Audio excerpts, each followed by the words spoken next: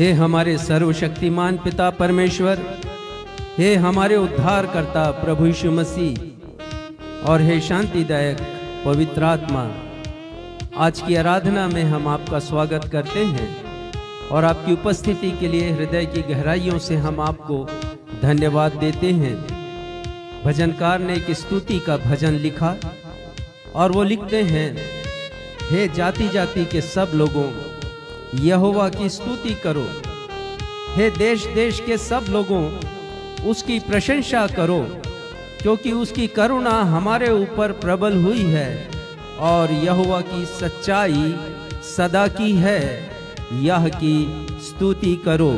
और स्तुति करने का एक कारण ये है, वो लिखते हैं कि तूने मेरे बंधन खोल दिए हैं, तूने मुझे छुटकारा दिया है। और वो कहते हैं कि मैं तुझको धन्यवाद बलि चढ़ाऊंगा और यहोवा से प्रार्थना करूंगा। मैं यहोवा के लिए अपनी मन्नतें प्रगट रूप में उसकी सारी प्रजा के सामने और यहोवा के भवन के आंगनों में पूरी करूंगा। यह की स्तुति करो। तो क्यों ना प्यारे भाइयों और बहनों, हम भी अपने प्रभु यीशु मसीह की स्तुति करें, प्रशंसा करें, गुणगान करें आज के इस रविवारी आराधना के प्रारंभ में, और हम सब गाएं और कहें, ऐ मसीह तेरे बिना इस जिंदगी में है ना कोई खुशी। और ये सच है कि प्रभु यीशु मसीह के बिना हमारी जिंदगी में कोई आनंद नहीं है। हम सब मिलकर इस गीत को गाएं। ऐ मसीह तेरे बिना जिंदगी में है न कोई खुशी। यीशु मसीह तेरे बिना जिंदगी में है न कोई खुशी। तू आ मेरे दिल में समा जा, तेरे बिना ये जिंदगी है सुनी। तू आ मेरे दिल में समा जा, तेरे बिना ये जिंदगी है सुनी। ऐ मसीह तेरे बिना जिंदगी में है न कोई खुशी। यीशु मसीह तेरे बिना जिंदगी में है न कोई खुशी।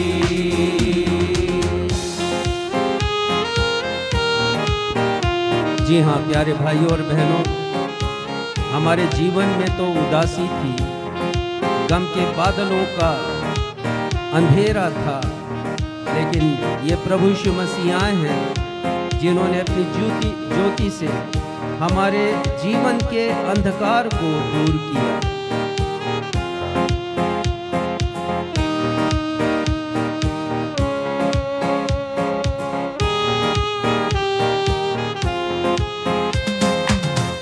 गम के बादलों का छाया अंधेरा था, तूने आकर मुझे जीवन दीप दिया। गम के बादलों का छाया अंधेरा था, तूने आकर मुझे जीवन दीप दिया। तू आ मेरे दिल में समा जा, तेरे बिना ये जिंदगी है सुनी। तू आ मेरे दिल में समा जा, तेरे बिना ये जिंदगी है सुनी। ऐ मसीह तेरे बिना जिंदगी में है न कोई खुशी। यीशु मसीह तेरे बिना जिंदगी में है न कोई खुशी।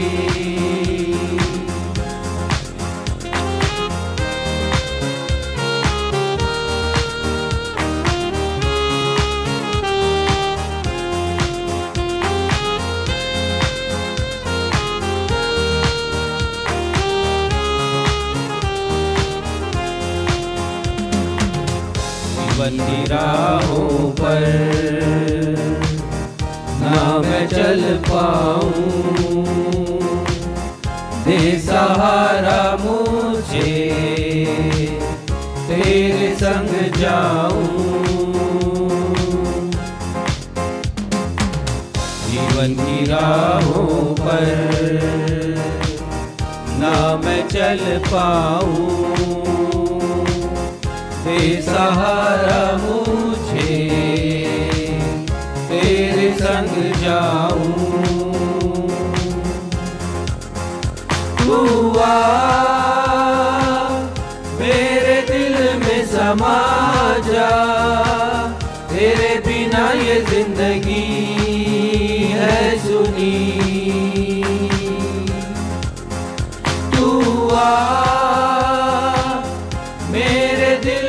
समा जा, तेरे बिना ये जिंदगी है सुनी। है मसीह तेरे बिना जिंदगी में है न कोई खुशी। यीशु मसीह तेरे बिना जिंदगी में है न कोई खुशी, है न कोई खुशी, है न कोई खुशी, है न कोई खुशी। नवजीवन इवेंजलिकल चर्च की 342वीं 342nd ऑन एवं ऑफलाइन रविवारीय आराधना में मैं क्षितिज मसीह आप समस्त प्रभु भक्तों का अपने उद्धारकर्ता प्रभु यीशु मसीह के अद्वितीय एवं अतुलनीय नाम में स्वागत करता हूं एवं आप सबों को जय यीशु, यीशु सहाय, शालोम, जय मसीह की और प्रेज द लॉर्ड कहता हूं। Praise the Lord. प्रिय भाइयों और बहनों, आज हम प्रभु यीशु मसीह के द्वारा मत्ती रचित सुसमाचार के 24वें अध्याय और उसके 12वें पद में कहे गए एक बहुत ही गंभीर विषय पर मनन करेंगे। इस पद में लिखा है, और अधर्म के बढ़ जाने से बहुतों का प्रेम ठंडा पड़ जाएगा। प्रभु यीशु मसीह ने मत्ती रचित सुसमाचार के 24वें अध्याय पद 13 से लेकर 14 में 9 चिन्हों का वर्णन किया है जो उनके दूसरे आगमन के पहले अंत के दिनों में दिखाई देंगे। प्रभु यीशु ने बड़ी स्पष्टता से कहा कि अंत के दिनों में झूठे मसीह और झूठे भविष्यवक्ता उठ खड़े होंगे। जाति जाति एवं राष्ट्रों के मध्य युद्ध होंगे, अकाल पड़ेंगे, भूकंप आएंगे और मसीहियों पर सताव आएगा। इसी संदर्भ में प्रभु यीशु ने कहा कि अंत के दिनों में बहुतों का प्रेम ठंडा पड़ जाएगा। प्रभु यीशु के द्वारा कहा गया यह वाक्य बहुत ही गहरा संदेश देता है और हमें यह सोचने पर विवश करता है कि प्रभु यीशु ने अंत के दिनों की भविष्यवाणी करते हुए यह क्यों नहीं कहा कि विश्वास ठंडा पड़ जाएगा। आखिरकार विश्वास ही तो उद्धार पाने का आधार है। प्रभु यीशु ने विश्वास के स्थान पर प्रेम को श्रेष्ठ क्यों ठहराया और प्रेम को ही क्यों चुना। आज हमारी कलीसिया के पासबान साहब इसी विषय पर संदेश प्रदान करते हुए हम सबों को बताएंगे कि प्रेम ही सच्चे विश्वास की धड़कन है। जब प्रेम मर जाता है तो विश्वास खोखला रह जाता है। अतः आप आज के संदेश को अवश्य ही सुनिएगा और संपूर्ण आराधना में हमारे साथ बने रहिएगा। आइए इस समय हम सब अपने स्थानों पर खड़े रहते हुए आज के विषय से ताल्लुक रखता हुआ एक गीत गाएं और इस गीत के शब्द हैं, कल के भरोसे पर न रहना, कल का भरोसा कभी ना करना, कल क्या होगा किसी ने ना जाना, किसी ने ना जाना।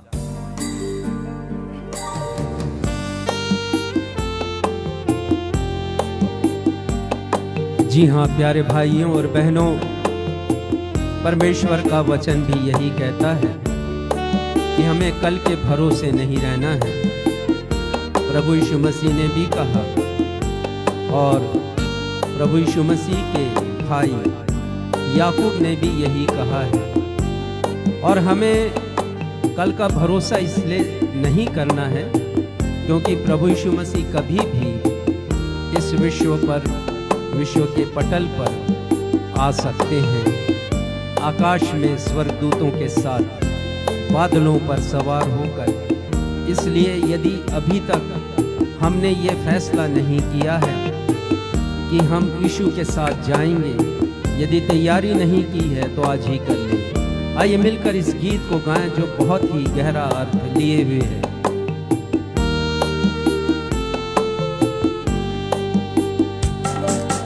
कल के भरोसे पर ना रहना, कल का भरोसा कभी ना करना, कल क्या होगा किसी ने न जाना, किसी ने न जाना।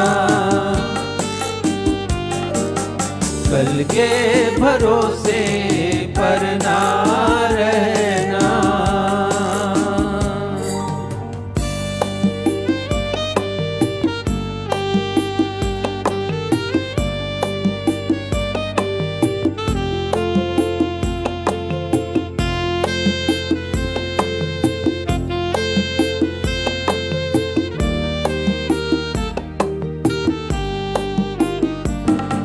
जहाँ से आया वहीं जाना है, जिसने दिया है उसी ने लिया है। जहाँ से आया वहीं जाना है, जिसने दिया है उसी ने लिया है। तेरा ये जीवन है उसकी अमानत, उस पर ना नाज करना। कल के भरोसे पर ना रहना।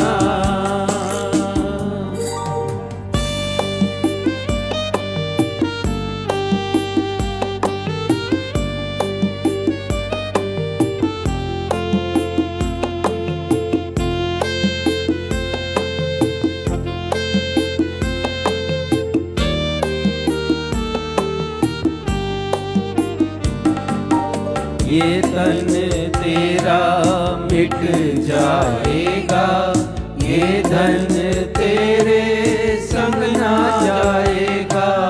ये तन तेरा मिट जाएगा, ये धन तेरे संग ना जाएगा। मन को रिझाए बंधन ये झूठे, भूलेगा तुझको जमाना। कल के भरोसे पर ना रहना।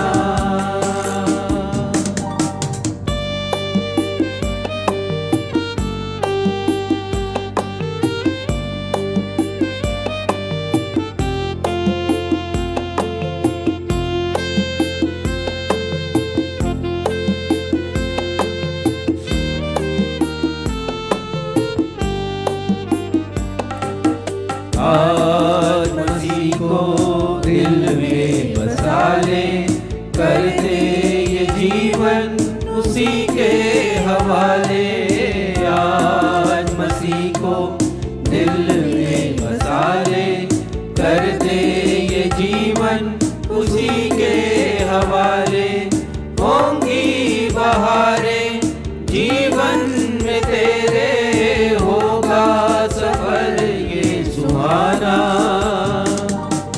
कल के भरोसे पर ना रहना, कल का भरोसा कभी ना करना।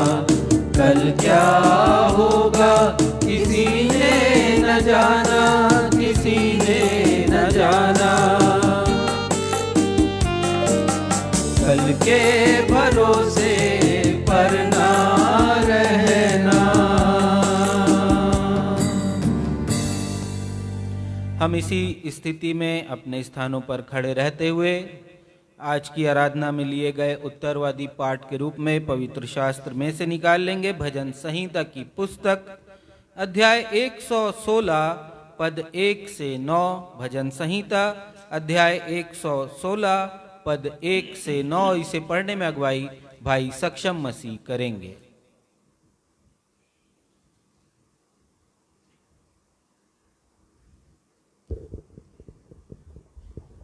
आइए हम सब मिलकर धर्मशास्त्र से निकाल लें भजन संहिता अध्याय 116 पद संख्या 1 से 9 तक। जैसा कि हमारा दस्तूर रहा है, इस पैसेज को उत्तरवादी की रीति से पढ़ लेंगे और अंत में हम सब मिलकर के 8वें और 9वें पद को साथ में पढ़ लेंगे। भजन संहिता 116 पद संख्या 1 से 9 तक। मैं प्रेम रखता हूँ इसलिए कि यहोवा ने मेरे गिड़गिड़ाने को सुना है। उसने जो मेरी ओर कान लगाया है, इसलिए मैं जीवन भर उसको पुकारा करूंगा। मृत्यु की रस्सियां मेरे चारों ओर थीं, मैं अधोलोक की सकेती में पड़ा था, मुझे संकट और शोक भोगना पड़ा। तब मैंने यहोवा से प्रार्थना की, हे यहोवा, विनती सुनकर मेरे प्राण को बचा ले। यहोवा अनुग्रहकारी और धर्मी है और हमारा परमेश्वर दया करने वाला है। यहोवा भोलों की रक्षा करता है। जब मैं बलहीन हो गया था, उसने मेरा उद्धार किया। हे मेरे प्राण, तू अपने विश्राम स्थान में लौट आ, क्योंकि यहोवा ने तेरा उपकार किया है। तूने तो मेरे प्राण को मृत्यु से, मेरी आँख को आंसू बहाने से और मेरे पाँव को ठोकर खाने से बचाया है। सब साथ में पढ़े। मैं जीवित रहते हुए अपने को यहोवा के सामने जानकर नित्य चलता रहूंगा। यह सत्य और जीवित परमेश्वर का सत्य और जीवित वचन है। परमेश्वर पिता, प्रभु यीशु मसीह और पवित्र आत्मा वचन के पढ़े जाने, सुने जाने और समझे जाने पर हम में से हर एक को अपने बहुतायत की आशीषों से परिपूर्ण करें। हम सब कहें आमीन। आमीन। कलीसिया अपना स्थान ग्रहण करे। अब हमारी कलीसिया के पासबान साहब को अवसर होगा कि वे हम सबों को कलीसियाई सूचनाओं से अवगत कराएंगे। सूचनाओं के पश्चात वे हम सबों के लिए मध्यस्थता की प्रार्थना में अगुवाई भी करेंगे। यदि आप लोगों के पास कोई प्रार्थना निवेदन है या आप अपनी गवाहियों को हमारे साथ शेयर करना चाहते हैं जिससे प्रभु को महिमा मिले, तो कृपया फेसबुक, व्हाट्सएप, यूट्यूब या मैसेंजर के माध्यम से आप अपनी प्रार्थना निवेदनों को या गवाहियों को हमारे साथ शेयर कर सकते हैं। हम अपनी दैनिक प्रार्थनाओं में आपके निवेदनों को स्मरण रखेंगे।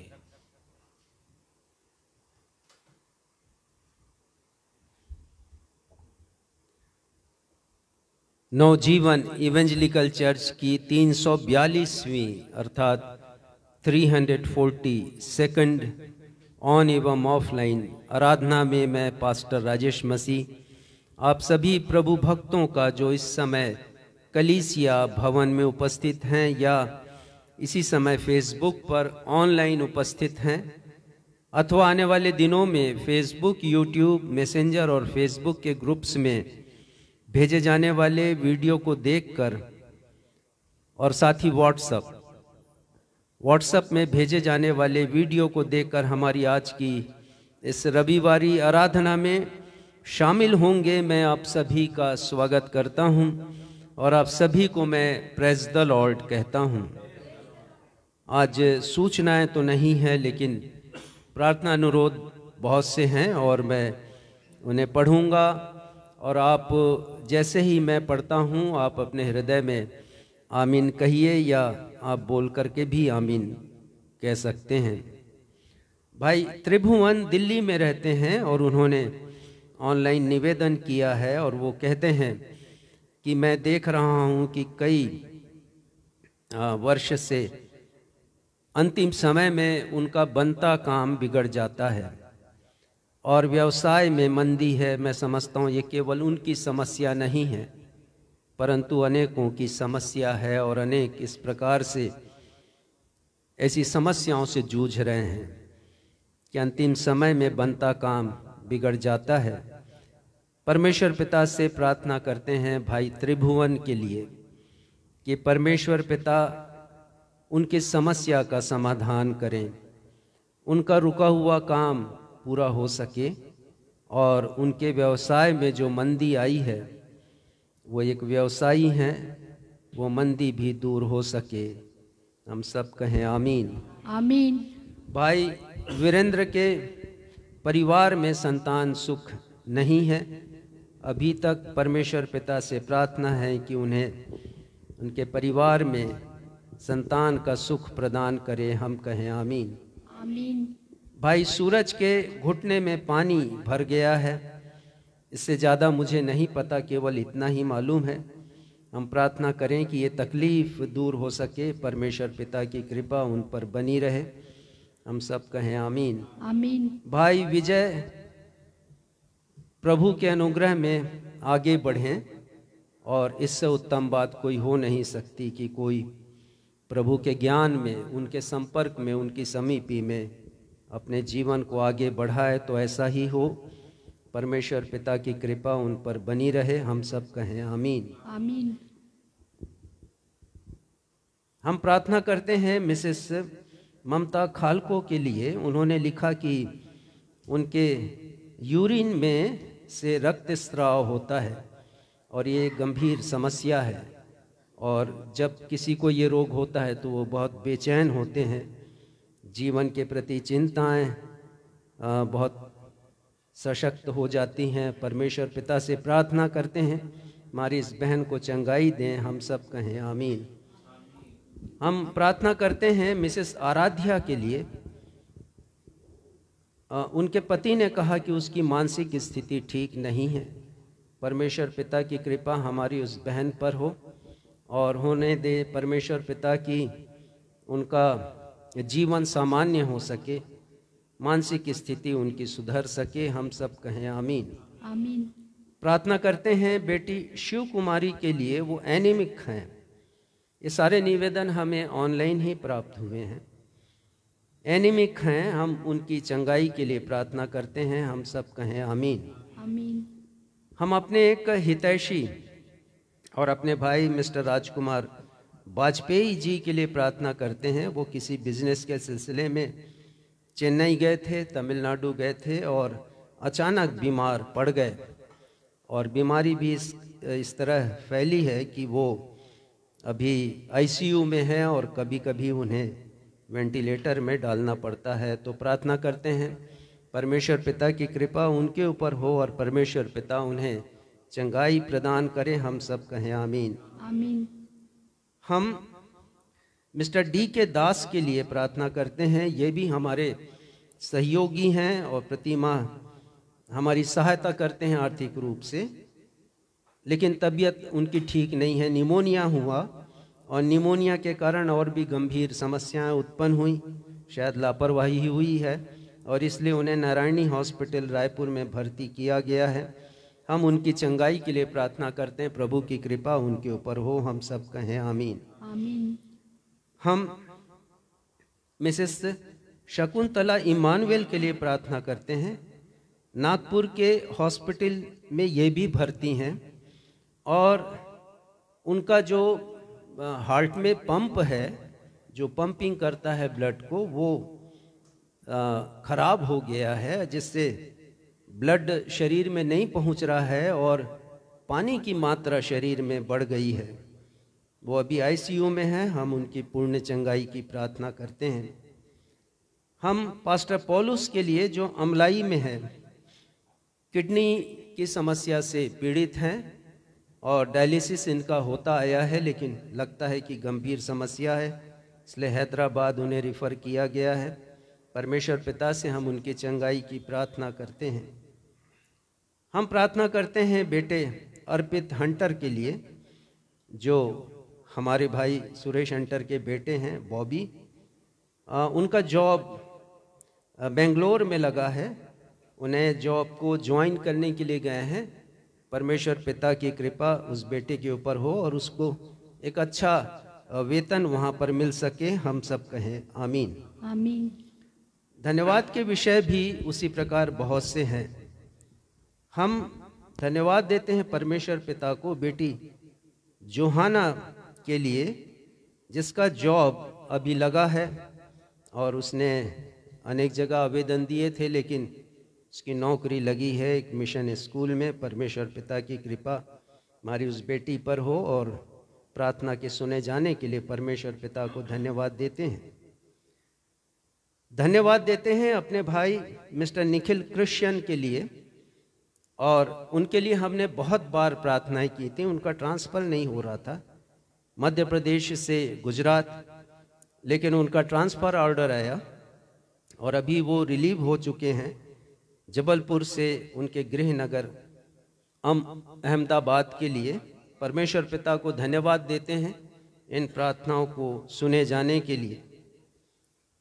बेटी लिजा अस्पताल में भर्ती थी, आप सभी के सहयोग से हम उसकी आर्थिक सहायता कर पाए, हम आपको धन्यवाद देते हैं और उसकी पूर्ण चंगाई के लिए हम प्रार्थना करते हैं।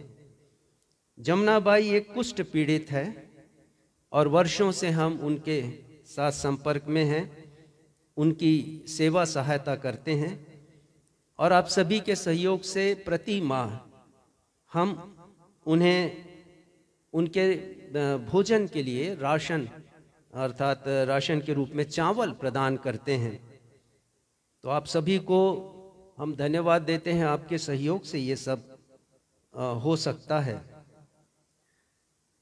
हम धन्यवाद देते हैं परमेश्वर पिता को कि मिस्टर चंद्र प्रकाश सिंह के लिए भी हमने प्रार्थना की थी और कल सूचना मिली कि उन्हें चंगाई मिली है। परमेश्वर पिता की कृपा हमारे उस भाई के ऊपर बनी रहे और गिर जाने के कारण कमर की हड्डी और जो नर्वस सिस्टम है उसमें खराबी आई थी, पूर्ण चंगाई उन्हें मिल सके। आइए इन सारे निवेदनों को एक बार फिर से हम परमेश्वर पिता के समक्ष रखें और सम्मिलित रूप से फिर हम आमीन कहेंगे। हे हमारे परमेश्वर पिता, ये सारे निवेदन हमारे उद्धारकर्ता प्रभु यीशु मसीह के नाम में आपके सिंहासन के समक्ष रखते हैं और सर्वप्रथम धन्यवाद देते हैं पिता कि आपने हमारी विनतियों को सुना है और बहुत से लोगों की आवश्यकता को पूरी की। और कभी जबकि लगता था कि ये काम होगा भी नहीं कि होगा और अनिश्चितता का माहौल था, आपने पिता सारे संशय को दूर किया और हमारे प्रिय भाइयों की ज़रूरतों को पूरा किया। पिता हम प्रार्थना करते हैं इस समय समस्त उन लोगों के लिए जो किसी न किसी रोग से ग्रसित हैं और अस्पताल में भर्ती हैं।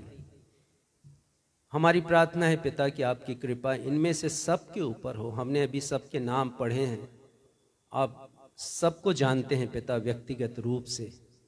हमारी प्रार्थना है कि आपकी कृपा सब पर हो और उन्हें चंगाई मिल सके, जिससे उनके परिवार वालों में एक आनंद की लहर दौड़ जाए जब उन्हें पता चले कि जो प्रार्थनाएं की गई हैं आपने सुना और आपने चंगाई दी है।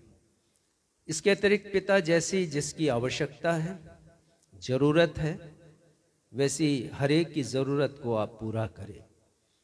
पिता हम प्रार्थना करते हैं इसी समय अपने दर्शकों के लिए भी जो इस समय हमारे साथ ऑनलाइन पर जुड़े हुए हैं या आने वाले समय में हमसे वो जुड़ेंगे। पिता यदि उनमें से किसी की कोई आवश्यकता है, ज़रूरत है, चंगाई है, पिता हम उन्हें स्मरण करते हैं। ये सब बातें मुझे नहीं पता कि किसकी क्या आवश्यकता है, कौन बीमार है, किसे चंगाई की ज़रूरत है, पर आपको पता है पिता, क्योंकि आपके सामने इस सृष्टि की कोई भी वस्तु छिपी हुई नहीं है।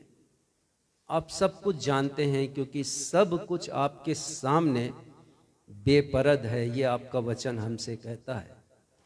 तुम्हारी प्रार्थना है पिता, आपकी कृपा हमारे ऑनलाइन दर्शकों में से प्रत्येक के साथ हो।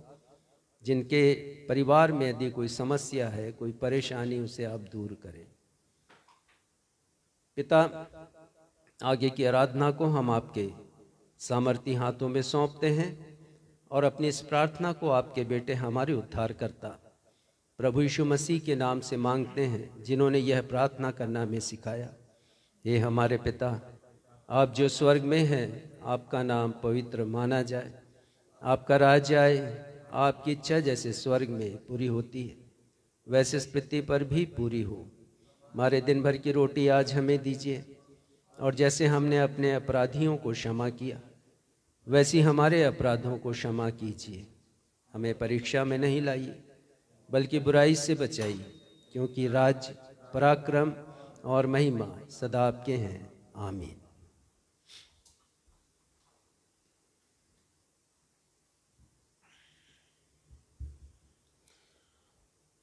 अब हम सभी के लिए यह अवसर होगा जब हम परमेश्वर पिता के द्वारा प्राप्त की गई आशीषों को, चंगाइयों को स्मरण करते हुए उनकी महिमा करेंगे। अपनी भेंटों एवं धन्यवादी भेंटों को अर्पित करने के द्वारा यदि हमारे ऑनलाइन दर्शक जो हमारे साथ इस समय जुड़े हुए हैं या आने वाले समय में इस आराधना को देखेंगे, यदि आप हमारी कलीसिया के द्वारा किए जा रहे सुसमाचार प्रचार के कार्य, कुष्ठ पीड़ितों, विपन्नों, अनाथों एवं भिक्षावृत्ति पर आश्रित रहने वाले लोगों के मध्य सेवा के कार्य या कलीसिया भवन के अंतिम चरण के फिनिशिंग कार्य के लिए अपनी भेंटों को अर्पित करना चाहते हैं तो आपका स्वागत है।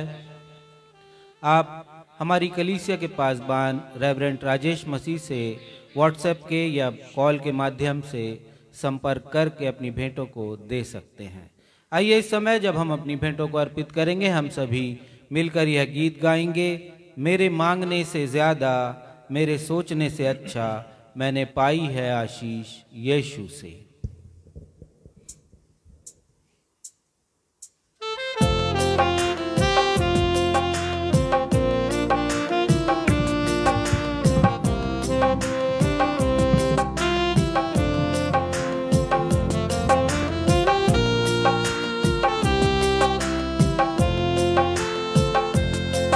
मेरे मांगने से ज्यादा, मेरे मांगने से ज्यादा, मेरे सोचने से अच्छा, मैंने पाई है आशीष यीशु से। मैं भटका हुआ मुसाफिर, मेरी राहों में थी मुश्किल, मैंने पाई है मंजिल यीशु से। मेरे मांगने से ज्यादा,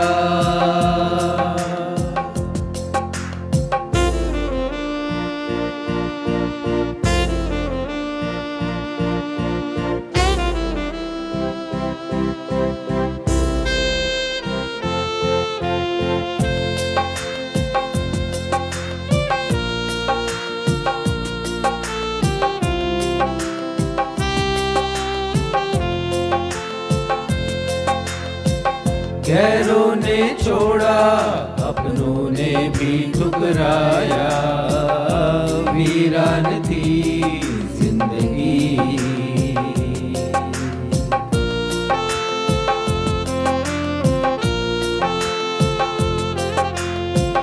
आंखों में आंसू, तन्हाइयों की रातें, मुश्किल में थी जिंदगी।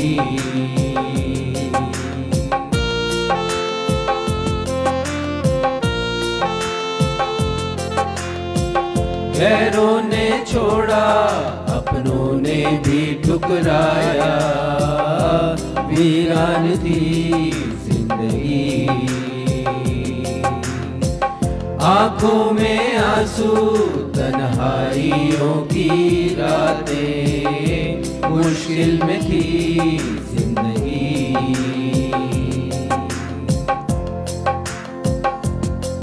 तूने अपना लहू बहाया, तूने अपना लहू बहाया, गुनाहों को मेरे धोया, मैंने पाई है माफी यीशु से। मैं भटका हुआ मुसाफिर, मेरी राहों में थी मुश्किल, मैंने पाई है मंजिल यीशु से। मेरे मांगने से ज्यादा, मेरे सोचने से अच्छा, मैंने पाई है आशीषें यीशु से। मैंने पाई है आशीषें यीशु से, मैंने पाई है आशीषें यीशु से। भेंटों के लिए धन्यवाद की प्रार्थना में अगुवाई भाई बंटी सिद्धू करेंगे।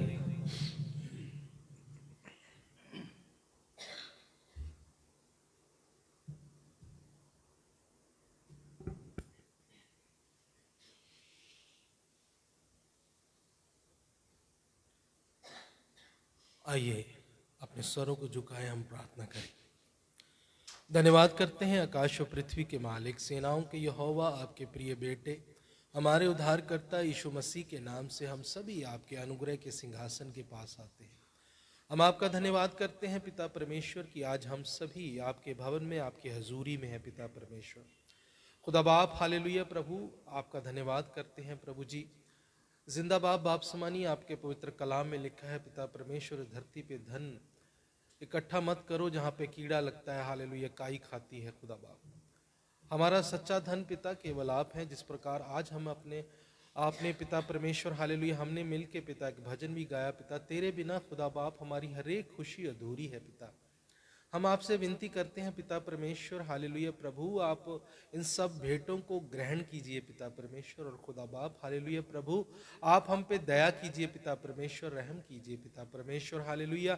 जिंदा बाप, जितने भी तेरे खादिम, श्रेष्ठ खादिम के साथ मिलके हम यहाँ मौजूद हैं, और पिता ऑनलाइन जितने भी पिता परमेश्वर, हालेलुया प्रभु यीशु मसीह नासरी कलीसिया के जितने भी लोग देख रहे हैं पिता, उन सबको आशीष दीजिए पिता, जो इस भले काम में पिता परमेश्वर, हालेलुया, तेरे श्रेष्ठ खादिम की पिता परमेश्वर मदद करते हैं प्रभु।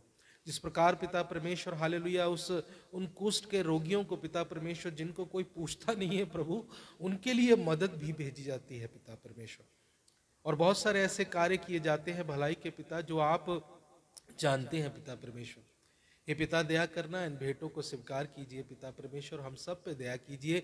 जिस प्रकार पिता परमेश्वर, हालेलुया, बहुत सारे लोगों ने आज यही प्रार्थना निवेदन दिया है कि उनके कारोबारों में मंदी है पिता परमेश्वर, नौकरियों में बहुत प्रॉब्लम हो रही है प्रभु, आप सबको जानते हैं, सबके हृदयों को जानते हैं प्रभु। अपने स्वर्गीय खजाने से जिसकी जो जरूरत है आप पूरा करें प्रभु। मैं आपका धन्यवाद करता हूँ पिता परमेश्वर। प्यारे खुदा, आगे के समय को खास करके तेरे खादिम को तेरे हवाले करते हैं। आज के वचन के लिए भी प्रार्थना करते हैं प्रभु, आज के वचन के गहरे भेद उनके द्वारा हम तक पहुँचे। आगे के समय को आपके हवाले करते हुए सारी मान, महिमा, इज्जत, जलाल हम आपके नाम को देते हैं।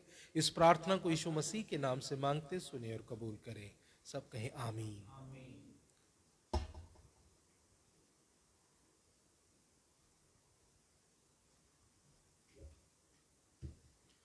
पवित्र शास्त्र बाइबल से पाठों के पठन का अवसर होगा। पहला पाठ जो पुराने नियम से लिया गया है, व्यवस्था विवरण की पुस्तक अध्याय 6 पद 4 से 9। इसे पढ़ने में अगुवाई श्रीमती बीना मसीह करेंगी। व्यवस्था विवरण अध्याय 6 पद 4 से 9। दूसरा पाठ जो नए नियम से लिया गया है, कुरंथियों की पत्री में से पहला कुरंथियों अध्याय 13 पद 4 से 7 एवं पद 13। पहला कुरंथियों अध्याय 13 पद 4 से 7 एवं पद 13। इसे पढ़ने में अगुवाई बहन आकांक्षा मसीह करेंगी।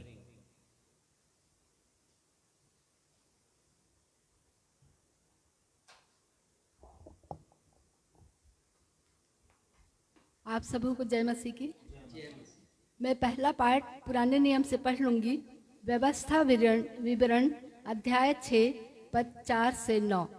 यहाँ पर इस प्रकार लिखा है, हे इस्राएल सुन, यहोवा हमारा परमेश्वर है, यहोवा एक ही है।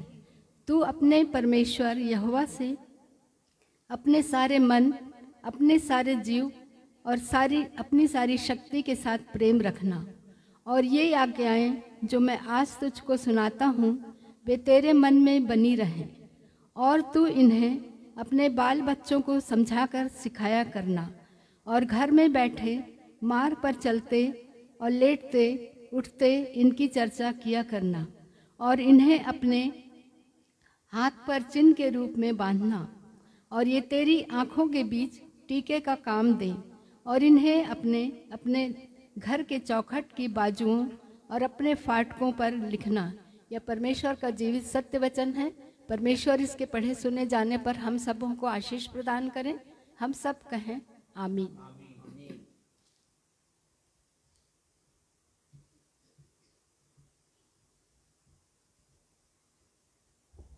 आप सबों को जय मसीह की।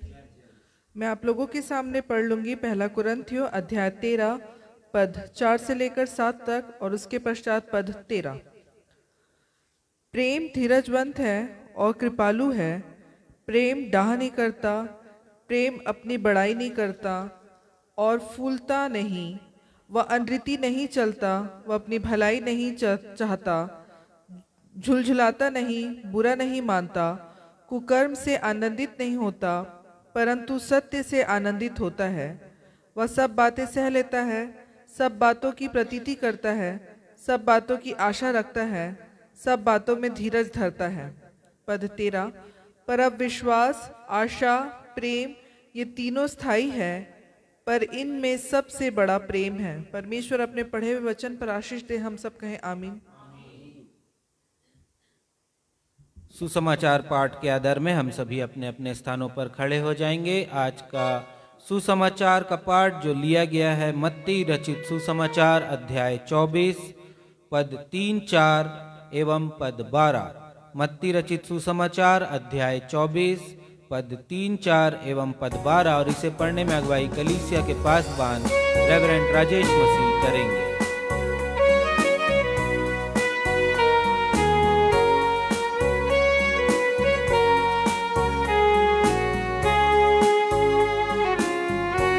आज का सुसमाचार का पाठ मत्ती रचित सुसमाचार उसका 24वां अध्याय, उसकी पद संख्या 3 और 4 और उसके पश्चात पद 12। यहाँ पर यूं लिखा है, और जब यीशु जैतून पहाड़ पर बैठा था तो चेलों ने अलग उसके पास आकर कहा, हमसे कह कि ये बातें कब होंगी और तेरे आने का और जगत के अंत का क्या चिन्ह होगा। यीशु ने उनको उत्तर दिया, सावधान रहो, कोई तुम्हें भरमाने ना पाए। 12वां पद। और अधर्म के बढ़ने से बहुतों का प्रेम ठंडा हो जाएगा। ये प्रभु यीशु ख्रिस्ट का सुसमाचार है। हे प्रभु यीशु ख्रिस्ट, आपके नाम की महिमा हो। हम सब कहें आमीन। कलीसिया अपना स्थान ग्रहण करे। अब हम सभी के लिए यह सुनहरा अवसर होगा जब हम अपने जीवित परमेश्वर पिता के जीवित कलाम से, जीवित वचन से प्रभु यीशु के दूसरे आगमन के पहले अपने आत्मिक तैयारी करने के लिए परमेश्वर पिता के अभिषिक्त दास और हमारी कलीसिया के पासवान रेवरेंड राजेश मसीह से एक चुनौतीपूर्ण, प्रेरणादायक एवं सारगर्भित संदेश को सुन सकेंगे। और आज के संदेश का विषय है, प्रभु यीशु ने क्यों कहा कि अंत के दिनों में बहुतों का प्रेम ठंडा पड़ जाएगा, और यह क्यों नहीं कहा कि विश्वास ठंडा पड़ जाएगा।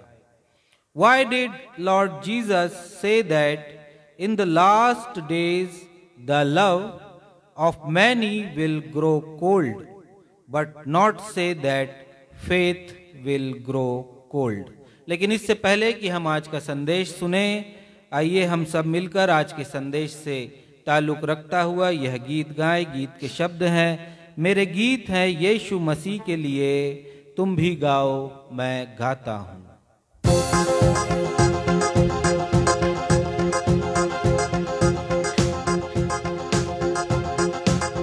जी हाँ प्यारे भाइयों और बहनों, जब तक प्रभु यीशु मसीह हमें लेने नहीं आते हैं, जब तक हमारे जीवन में दुख है, समस्याएं हैं, परेशानियां हैं, तो क्यों ना हम गीत मसीह के गाएं और उनके नाम की महिमा करें, उनके वचन को हम सब सुनाएं।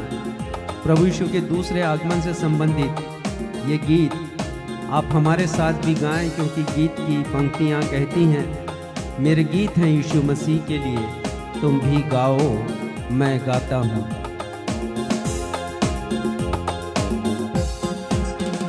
मेरे गीत है यीशु मसीह के लिए, तुम भी गाओ मैं गाता हूँ। जो अल्फा और ओमेगा है, उसका मैं वचन सुनाता हूँ। मेरे गीत है यीशु मसीह के लिए।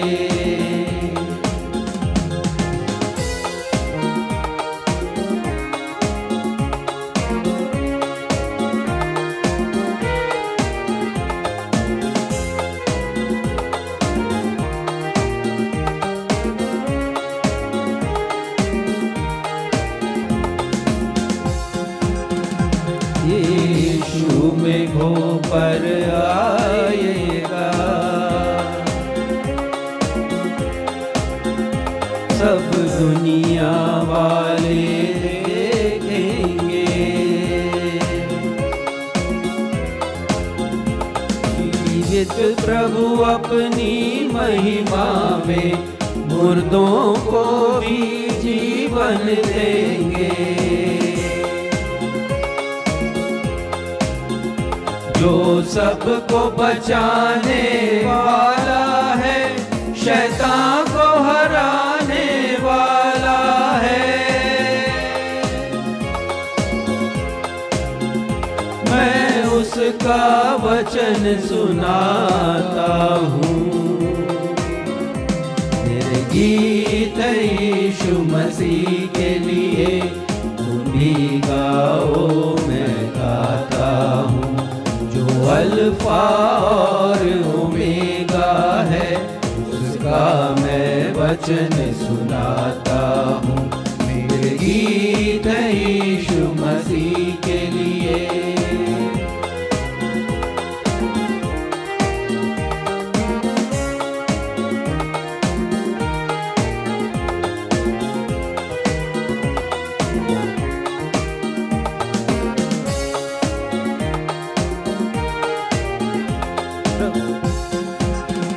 प्रभु इस गुलशन का माली है, वो दाग लगा हम डाली है। वो सबको जीवन देता है, बदले में कुछ ना लेता है। वो जल्दी आने वाला है, हम सबको छुड़ाने वाला है। उसका संदेश सुनाता हूँ। मेरे गीत है यीशु मसीह के लिए, तुम भी गाओ मैं गाता हूँ। अल्फा और ओमेगा है, उसका मैं वचन सुनाता हूँ। मेरे गीत है यीशु मसीह के लिए।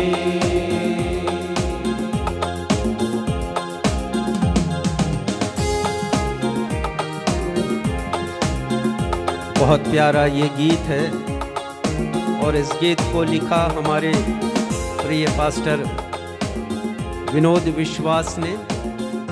उन्होंने ही संगीतबद्ध किया इसे। ये गीत करीब 30-35 वर्ष पुराना है, लेकिन बहुत मिठास है इस गीत में। जब कभी आपको अवसर मिले तो इसे सुनिए और सीखिए, दूसरों को भी सिखाइएगा। प्रभु यीशु मसीह के दूसरे आगमन से ये संबंधित है। जैसा मैं पिछले कुछ रविवारों से आपको बताते आया हूँ कि हम मत्ती रचित सुसमाचार के अध्याय 24 की पद संख्या 3 से 14 में वर्णित प्रभु यीशु मसीह के द्वारा भविष्यवाणी के रूप में कहे गए 9 चिन्हों या संकेत सूचकों पर मनन कर रहे हैं। और अभी तक हम 7 जो संकेत सूचक हैं या चिन्ह हैं उनका मनन हम कर चुके हैं, और 8वें पर हम विगत 2 रविवारों से मनन कर रहे हैं। और 8वां जो संकेत सूचक है वो मत्ती रचित सुसमाचार के 24 अध्याय के 12वें पद में, जिसे अनेकों बार हमने पढ़ा है और मैं समझता हूँ आपको याद भी हो गया होगा। यहाँ लिखा है, अधर्म के बढ़ने से बहुतों का प्रेम ठंडा हो जाएगा। और इस विषय पर इस पद पर जो विषय था पिछले रविवार का, जिस पर हम मनन कर चुके हैं, वो है क्या वर्तमान समय में दुष्टता का बढ़ जाना और मनुष्यों के मध्य प्रेम का घट जाना प्रभु यीशु के शीघ्र आगमन का स्पष्ट संकेत नहीं दे रहा है। अधर्म का बढ़ जाना और प्रेम का घट जाना, ये दोनों कॉम्बिनेशन को हम देख रहे हैं इन दिनों, और ये संकेत दे रहे हैं कि प्रभु यीशु मसीह शीघ्र इस धरती पर आने वाले हैं हमें हमारे दुखों से निजात देने के लिए। तो बहुत सी बातों के ऊपर हमने पिछले रविवार को विचार किया था और ये देखा था कि प्रेम क्यों ठंडा हो रहा है, इसके कुछ बातों की तरफ हमने ध्यान दिया था। और प्रेम के 4 प्रकार का वर्णन मैंने किया था कि बाइबल हमारे परमेश्वर के वचन के अनुसार 4 प्रकार के प्रेम को हम देखते हैं, और बहुत अच्छी परिभाषा है ये। और मैंने बताया था कि जो ग्रीक भाषा है उसमें से ये शब्द चुन करके निकाले गए हैं। तो जो पहला प्रेम है जिसके बारे में मैंने आपको बताया वो है अगापे, और ये परमेश्वर का प्रेम है। मैं इसका वर्णन ज़्यादा नहीं करूँगा, लेकिन यदि हमारे कुछ श्रोता ऐसे हैं जो पिछले रविवार का संदेश नहीं सुने हैं तो अवश्य सुनिएगा और आपको बहुत ही आनंद आएगा, कई रोचक जानकारियाँ आपको मिलेंगी। दूसरे प्रकार का प्रेम स्टोर्जे कहलाता है, जिसका अर्थ होता है पारिवारिक प्रेम, जिसे हम अपने परिवार में देखते हैं। माता पिता और बच्चों का प्रेम देखते हैं, बच्चों का प्रेम माता पिता के लिए हम देखते हैं। फिर परिवार में दादा दादी नाना नानी भी होते हैं, उनका प्रेम हम देखते हैं। फिर हमारे रिश्तेदार होते हैं, उनके प्रेम की आवश्यकता हमें होती है। तो मैं एक बात बताना भूल गया कि अगापे जो प्रेम है हमारा परमेश्वर के प्रति, परमेश्वर का हमारे प्रति जो प्रेम है, और हमारा प्रेम परमेश्वर के प्रति, परमेश्वर का प्रेम तो बना हुआ है क्योंकि वो कभी कम नहीं होता, लेकिन हमारा प्रेम ठंडा हो रहा है जो परमेश्वर के प्रति है।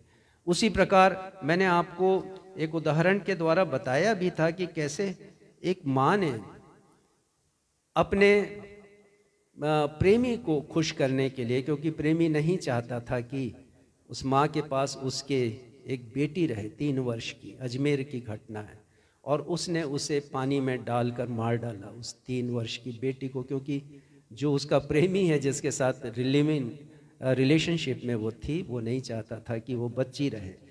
तो इस प्रकार से जो प्रेम है, माँ जो कि वात्सल्य की मूर्ति जिसे कहा जाता है, और प्रेम कूट कूट कर भरा होता है, जिसके हृदय में उसने ऐसा अनाचार किया, तो हम देखते हैं कि जो परिवार में प्रेम है वो भी घट रहा है। आप अवश्य सुनिएगा पिछले रविवार के संदेश को। तीसरे प्रकार का प्रेम फिलिया है, और ये मित्रता का प्रेम होता है, 2 व्यक्तियों के मध्य में ये होता है। और उदाहरण सहित मैंने आपको बताया था चौथे प्रकार का प्रेम इरोस है, और ये पवित्र प्रेम होता है जो पति और पत्नी के मध्य में होता है। तो अवश्य आप इस संदेश को सुनिएगा, और इसी सिलसिले में जब हम आगे बढ़ते हैं तो आज एक ऐसे विषय को लेकर आ रहा हूं जिसमें एक चिंतन है और प्रश्न है, और वो प्रश्न के रूप में विषय जो है वो ये है कि प्रभु यीशु मसीह ने यह क्यों कहा कि अंत के दिनों में बहुतों का प्रेम ठंडा पड़ जाएगा। प्रेम शब्द का ही प्रयोग उन्होंने क्यों किया है? उन्होंने क्यों यह नहीं कहा कि बहुतों का विश्वास ठंडा हो जाएगा? आज हम इसके ऊपर मनन करेंगे, इस क्यों को हम देखेंगे। Why did Lord Jesus say that in the last days the love of many will grow cold? Why he didn't say that the faith will grow cold?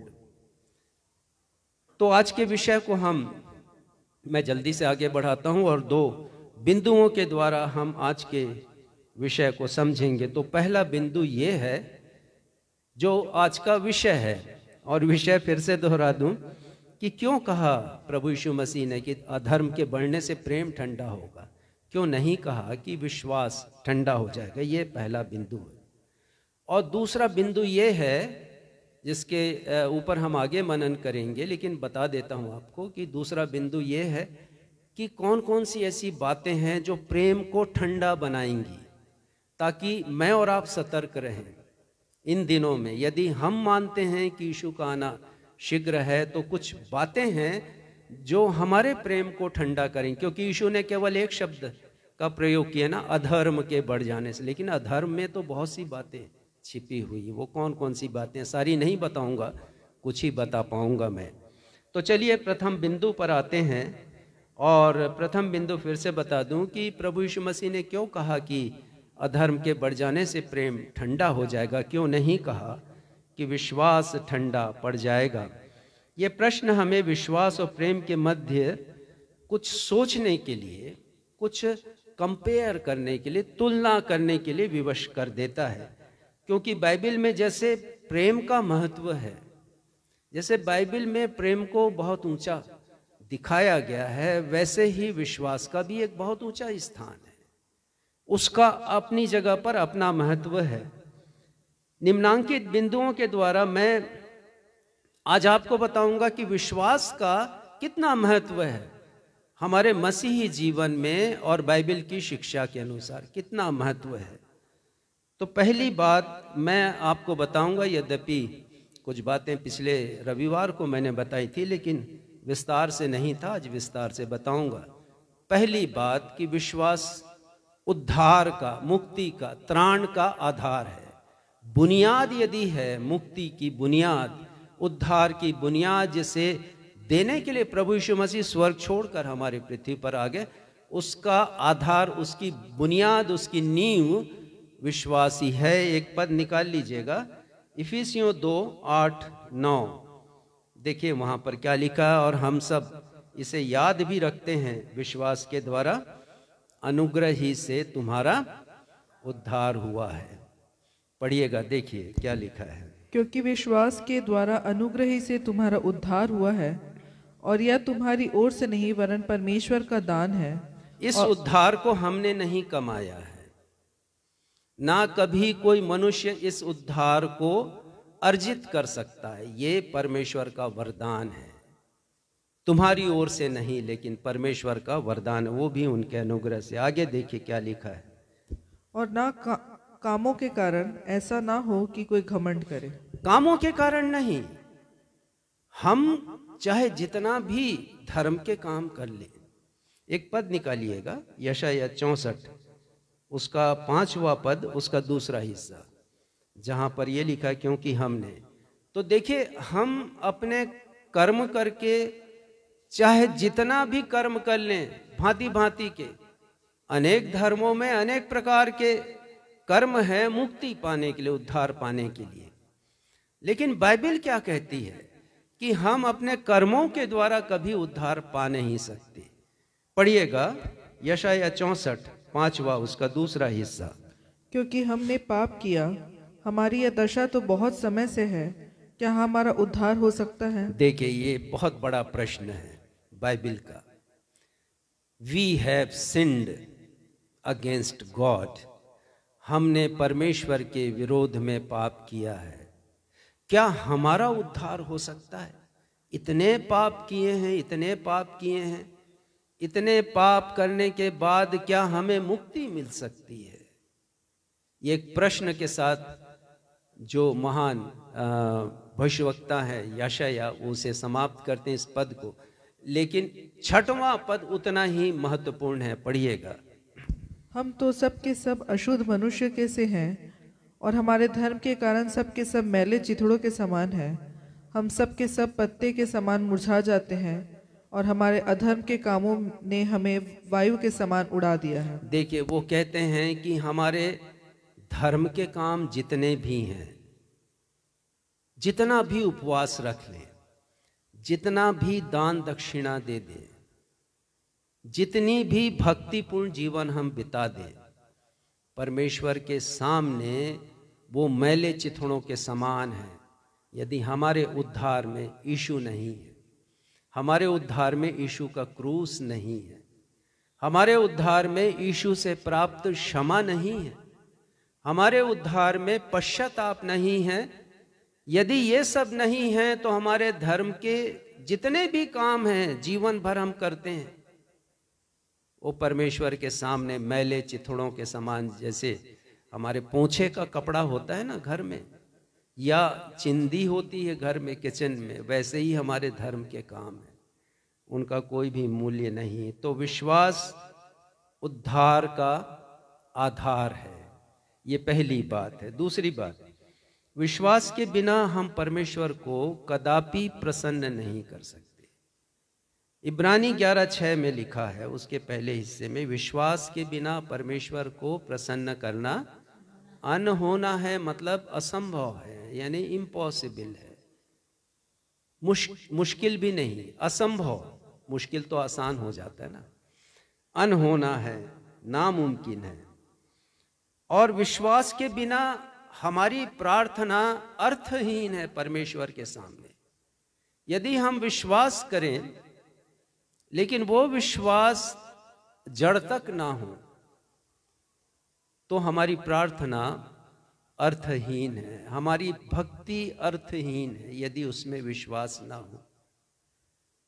तो विश्वास इतना जरूरी है क्योंकि विश्वास के कारण ही हम परमेश्वर को प्रसन्न कर सकते हैं, तब हमारी प्रार्थना ग्रहण योग्य होती हैं, हमारी भक्ति, हमारी उपासना, हमारी प्रार्थना, हमारी देनगी, ये सब ग्रहण होती है। यदि विश्वास नहीं है तो परमेश्वर पिता कभी ग्रहण नहीं करेंगे, वो दुखी होंगे, प्रसन्न नहीं होंगे। तीसरी बात, मैं ये बता रहा हूं कि विश्वास का कितना ऊंचा स्थान है परमेश्वर के वचन में। तीसरी बात, विश्वास समझिए कि जैसे मनुष्य की रीढ़ की हड्डी है। यदि रीढ़ की हड्डी में कुछ खामी हो जाए ना तो हम चल नहीं पाएंगे। तो विश्वास हमारे आत्मिक जीवन की रीढ़ की हड्डी, it is backbone of our spiritual life, Christian life. ये रीढ़ की हड्डी के समान है। तो यदि विश्वास में कुछ कमी है ना तो हम आगे चल ही नहीं पाएंगे मसीही जीवन में। रोमियो 1 अध्याय के 7वें पद में लिखा है, धर्मी जन विश्वास से जीवित रहेगा। और यही प्रमाण है कि विश्वास हमारे मसीही जीवन की रीढ़ की हड्डी है। हमारा पूरा मसीही जीवन विश्वास रूपी इस रीढ़ की हड्डी या बैकबोन पर आधारित होता है। चौथा कारण, विश्वास के कारण ही हम शैतान के आक्रमणों का सामना कर पाते हैं। कैसे जानते हैं? जब संत पौलुस ने लिखा इफिसियों की पत्री 6वें अध्याय में, उन्होंने कहा कि हमारा जो मुकाबला है, हमारा जो युद्ध है वो शैतान और उसके हाकिमों से, अंधकार की शक्तियों से। तो उसका सामना कैसे करें? वो कहते हैं 2 बार परमेश्वर के बलवंत हथियार बांध लो। और उस हथियार की श्रेणी में एक बहुत मजबूत सुरक्षा का हथियार है। वार नहीं करता लेकिन सुरक्षा का है, और वो है विश्वास की ढाल। वो कहते हैं विश्वास की ढाल लेकर स्थिर खड़े रहो। देखिएगा बहुत अच्छा पद है, मैं चाहूंगा कि आप पढ़ें तो आपको याद भी हो जाए। इफिसियों 6 उसका 16, इफिसियों 6 उसका 16 पद। और इन सब के साथ विश्वास की ढाल लेकर स्थिर रहो, जिससे तुम उस दुष्ट के सब जलते हुए तीरों को बुझा सको। हाँ, उस दुष्ट के जलते हुए तीर, ये जलते हुए तीर हैं जो हम पर फेंकता है, समस्याओं के रूप में, चिंताओं के रूप में, परेशानियों के रूप में, अनेक रूप में वो हम पर आक्रमण करता है, बीमारियों के रूप में भी। आप समझ सकेंगे कि मेरे बोलने का मतलब क्या है। अनेक प्रकार की समस्याएं, चिंताएं, परेशानियां घेर लेती हैं। ये क्यों होता है? क्योंकि जलते हुए तीर, अब उसका सामना हम कैसे करें, कैसे उसको निस्तेज करें? तो वो कहते हैं कि विश्वास की ढाल लेकर स्थिर खड़े रहो और उन तीरों को तुम बुझा सको। और इसके साथ मैं ये कह सकता हूं सरल शब्दों में कि विश्वास परमेश्वर के साथ संबंध बनाए रखने की नींव है और हमारे जीवन का, मसीह जीवन का आधार है। जब विश्वास का मसीही जीवन में इतना ऊंचा स्थान और महत्व है तो प्रश्न ये उठता है कि प्रभु यीशु मसीह ने प्रेम शब्द का उपयोग मत्ती 24 के 12 पद में क्यों किया? क्यों नहीं किया कि अधर्म के बढ़ने से बहुतों का विश्वास ठंडा हो जाएगा। इस सच्चाई पर 5 बातों को मैं आपको बताना चाहूँगा, 5 बिंदु, जरा समझने की कोशिश कीजिएगा ना। यदि यीशु ने प्रेम कहा है तो क्यों कहा है? क्योंकि विश्वास के बारे में मैंने बता दिया कि कितना महत्व है, उसका कितना मूल्य है। चलिए देखते हैं। पहली बात यह है कि बाइबल कहती है कि प्रेम सबसे सर्वश्रेष्ठ गुण है, सबसे बड़ा महान गुण यदि कोई है तो वो प्रेम ही है। और आज हमने पढ़ लिया 1 कुरिन्थी 13 अध्याय का 13वां पद, आप लोगों को याद होगा, वहाँ लिखा है क्योंकि विश्वास, आशा, प्रेम ये तीनों स्थायी हैं, पर इनमें सबसे बड़ा कौन है? सबसे बड़ा कौन है? विश्वास, आशा, प्रेम। मनुष्य के लिए तीनों जरूरी हैं, पर इनमें सबसे बड़ा, सबसे बड़ा बोलने से विश्वास से भी बड़ा है, आशा से भी बड़ा है, यदि है तो वो प्रेम है। प्रेम मसीही जीवन का केंद्र है। हमारे मसीही जीवन का यदि कोई हार्ट प्लेस है, कोई हृदय स्थल है, तो वो प्रेम है। Love is the heart of Christian living.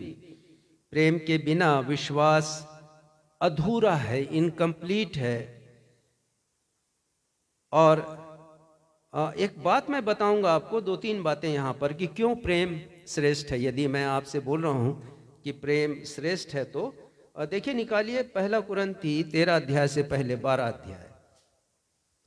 अध्याय और उसके 9वें पद को पढ़िए। किसी को उसी आत्मा से विश्वास और किसी को उसी का आत्मा से चंगा करने का वरदान दिया जाता है। देखिए यहाँ पर संत पौलुस इस अध्याय में आत्मा के 9 वरदानों की चर्चा करते हैं। देखिए आपको बता दूं, आत्मा के 9 फल हैं, आत्मा के 9 वरदान हैं और आत्मा के 9 कार्य भी हैं। यहाँ पर 12वें अध्याय में 9 वरदानों की चर्चा वो कर रहे हैं, जिसमें से एक वरदान यदि है, तीसरा वरदान, जिसे वो कहते हैं कि इस वरदान को हम सबको प्राप्त करना, और वो विश्वास का वरदान है। लेकिन इसी अध्याय के अंतिम पद में 31वें पद में वो क्या कहते हैं, जरा ध्यान दीजिएगा।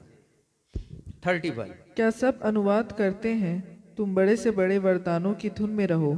परंतु मैं तुम्हें और भी सबसे उत्तम मार्ग बताता वो हूँ। कहते हैं कि सबसे उत्तम मार्ग मैं बता रहा हूं। वरदानों की धुन में लगे रहते हो, अच्छी बात है, लेकिन क्या ये वरदान है परमेश्वर का तुम्हारे पास? सबसे उत्तम मार्ग, और वो क्या मार्ग है उसकी चर्चा वो 13वें अध्याय में करते हैं। और पहला, दूसरा, तीसरा पद, उसके ऊपर पिछले रविवार को हमने मनन किया था। और इन तीनों पद में हम ये जान रहे हैं कि यदि प्रेम नहीं है मनुष्य के जीवन में, चाहे कितनी भी खूबियां हों, और ऐसी ऐसी खूबियां हों जो साधारण मनुष्य के पास नहीं है, और संत पौलुस कहते हैं कि यदि प्रेम ना हो जीवन में तो वो कुछ भी नहीं है, वो ठनठनाता हुआ पीतल झनझनाती हुई झांझ है। अब जरा इसका दूसरा पद पढ़िएगा, और दूसरे पद का दूसरा हिस्सा, और मुझे यहां तक पढ़िएगा। पहला कुरिन्थी 13 उसका दूसरा पद, उसका दूसरा हिस्सा। और मुझे यहाँ तक पूरा विश्वास हो कि मैं पहाड़ों को हटा दूं, परंतु प्रेम न रखूं तो कुछ भी देखिए, नहीं। मैं आपको ये बता रहा हूं कि प्रेम श्रेष्ठ क्यों है। और यहां वो क्या कह रहे, यदि मुझे पूरा विश्वास हो, पक्का विश्वास हो, दृढ़ विश्वास हो कि मैं प्रार्थना करूं और ये पर्वत हट जाए, इतनी बड़ी योग्यता आ जाए किसी के पास, लेकिन उसके जीवन में यदि प्रेम नहीं है तो वो कुछ भी नहीं है। He is nothing without love.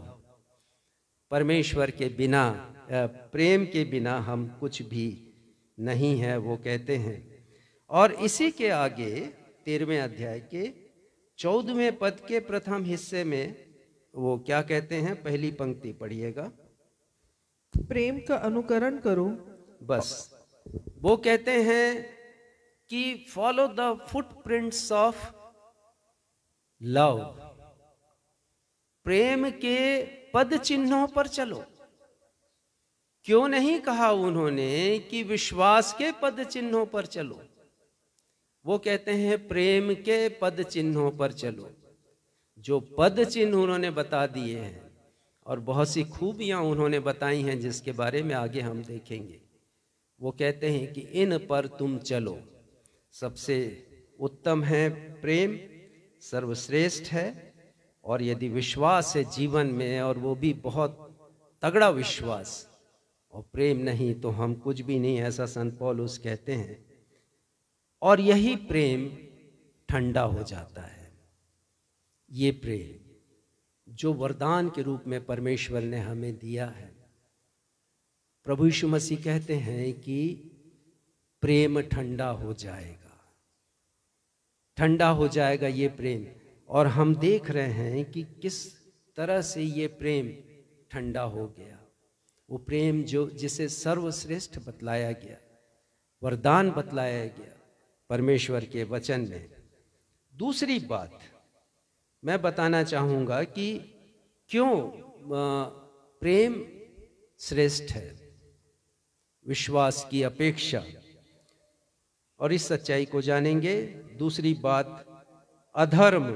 अधर्म का मतलब है पाप, अधर्म का मतलब है दुष्टता, अधर्म का मतलब है अराजकता, यानी नो लॉ एंड ऑर्डर, इसका मतलब होता है अधर्म का। अलग अलग बाइबल के अनुवादों से मैंने इसे लिया है। और एक अनुवाद ये है कि लॉलेसनेस, अर्थात कोई नियम नहीं है, जैसा हमने पढ़ा था यशाया 59 में। एक बार नहीं, कई बार हम पढ़ चुके हैं 14वें पद को। तो वो लॉलेसनेस है, अधर्म के बढ़ने से तो ये सब बढ़ जाएगा, पाप बढ़ जाएगा, दुष्टता बढ़ जाएगी, नियम कानून का पालन करने वाला कोई होगा नहीं, अराजकता आएगी। तो वो जब ऐसा मंजर आएगा ना, तो वो विश्वास पर चोट नहीं करेगा, ये ध्यान दीजिएगा। वो प्रेम पर चोट करेगा, प्रेम के संबंध को खराब करेगा। पति पत्नी के मध्य प्रेम, परिवार के लोगों के मध्य प्रेम को, पड़ोसी के मध्य प्रेम को, कलीसिया में एक दूसरे के मध्य प्रेम को, और मानव का परमेश्वर के प्रति जो प्रेम है उसे भी ये चोट पहुंचाएगा जब अधर्म बढ़ेगा। और इसी संदर्भ में बताऊंगा, धर्म न सिर्फ मानवीय प्रेम को परंतु ईश्वरीय प्रेम को भी क्षतिग्रस्त कर देता है, डैमेज कर देता है। और यदि प्रेम क्षतिग्रस्त हुआ तो विश्वास का क्षतिग्रस्त होना लाजमी है। आज हमने पढ़ लिया भजन संहिता से उत्तरवादी की रीति पर 116 पहले पद में लिखा है, मैं प्रेम रखता हूँ परमेश्वर से क्योंकि उसने मेरी विनती को सुना है, मेरे गिड़गिड़ाने को सुना है। तो हम प्रेम करते हैं, परमेश्वर से प्रेम करते हैं, मनुष्य का प्रेम परमेश्वर से। और इसकी प्रभु यीशु मसीह ने कहा है इसके विषय में कि जब पढ़ ही लीजिए यूहन्ना 13:35वां पद, प्रेम रखने से ही प्रभु यीशु मसीह की शिष्यता प्रमाणित होती है। जब हम एक दूसरे से प्रेम रखते हैं, पति पत्नी से प्रेम रखता है, एक योग्यता है प्रेम रखने की मसीही जीवन में। जब हम कलीसिया में एक दूसरे से प्रेम रखते हैं तब क्या प्रमाणित होता है? जब हम गैरों से प्रेम करते हैं तब क्या प्रमाणित होता है? पढ़िएगा 13:35 यूहन्ना। यदि आपस में प्रेम रखोगे तो इसी से सब जानेंगे कि तुम मेरे चेले हो। हाँ, प्रभु यीशु मसीह यहाँ साफ साफ कहते हैं आपस में प्रेम, आपस में प्रेम। और ये जो आपसी प्रेम है वो ठंडा होगा आने वाले समय में। और शैतान जानता है कि मसीहियों के मध्य प्रेम को ठंडा करो और जो व्यक्तिगत गवाही है उसे मिटा डालो, जो परिवार की गवाही है उसे मिटा डालो, जो कलीसिया की गवाही है उसे नष्ट कर दो। ये शैतान जानता है, इसीलिए संबंधों में वो टकराव उत्पन्न करता है। संत पौलुस प्रेरित ने दूसरा तीमुथियुस उसके 3 अध्याय के 1 से 5 पद में 19 कारण बताए हैं, जिसके ऊपर हम आगे अभी चर्चा करेंगे, तो उसे अभी पढ़ने की आवश्यकता नहीं है। तीसरी बात, प्रेम ही सच्चे विश्वास का प्रमाण है। एक पद निकालिए, याकूब 2 अध्याय 17वां पद। विश्वास में कुछ एक्शन होना चाहिए, कुछ कार्य होना चाहिए, अन्यथा विश्वास मृत है। और जो भी कार्य होगा वो प्रेम से संबंधित कार्य है, वो प्रेम से भरा कार्य। पढ़िएगा 17वां पद, याकूब 2 उसका 17। वैसे ही विश्वास भी यदि कर्म सहित ना हो तो अपने स्वभाव में मरा हुआ है। हाँ, वो कहते हैं विश्वास में कर्म होना चाहिए, और वो कर्म जो भी हम करें उसके पहले से आप पढ़ेंगे तो आपको पता चलेगा कि जैसे सहायता करना है किसी की, किसी ज़रूरतमंद की सहायता करना है, तो हम सहायता करें उसको, और उसमें यदि प्रेम ना झलके, यदि उसमें कर्म ना, देखिए प्रेम ऐसे नहीं होता, प्रेम हमेशा किया जाता है, मतलब प्रेम में एक्शन होता है। तो वो कहते हैं कि प्रेम ही सच्चे विश्वास का प्रमाण है। अब यदि आप आत्मा के, पवित्र आत्मा के 9 फलों को देखें तो आप प्रेम को कहाँ पर पाते हैं? सबसे पहले या बाद में या अंत में, कहाँ पाते हैं? आत्मा के 9 फल में सबसे पहले कौन सा है फल है? प्रेम। ये प्रेम की श्रेष्ठता को उजागर करता है। और सबसे बड़ी आज्ञा मत्ती रचित सुसमाचार हमने देखा था पिछले रविवार को, लेकिन फिर से देख लेते हैं। और ये आज्ञा व्यवस्था विवरण 6:4 से ली गई है, और परमेश्वर पिता ने मूसा के द्वारा इजरायलियों को ये आज्ञा दी थी। और ये निर्देश था कि जो आज्ञा है, प्रेम से संबंधित जो आज्ञा है, तुम चलते फिरते उठते बैठते इनकी चर्चा करना और अपनी दीवारों के चौखट पर लगाना और हाथ में पट्टी बांध करके रखना ताकि तुम्हें स्मरण रहे। क्या स्मरण रहे?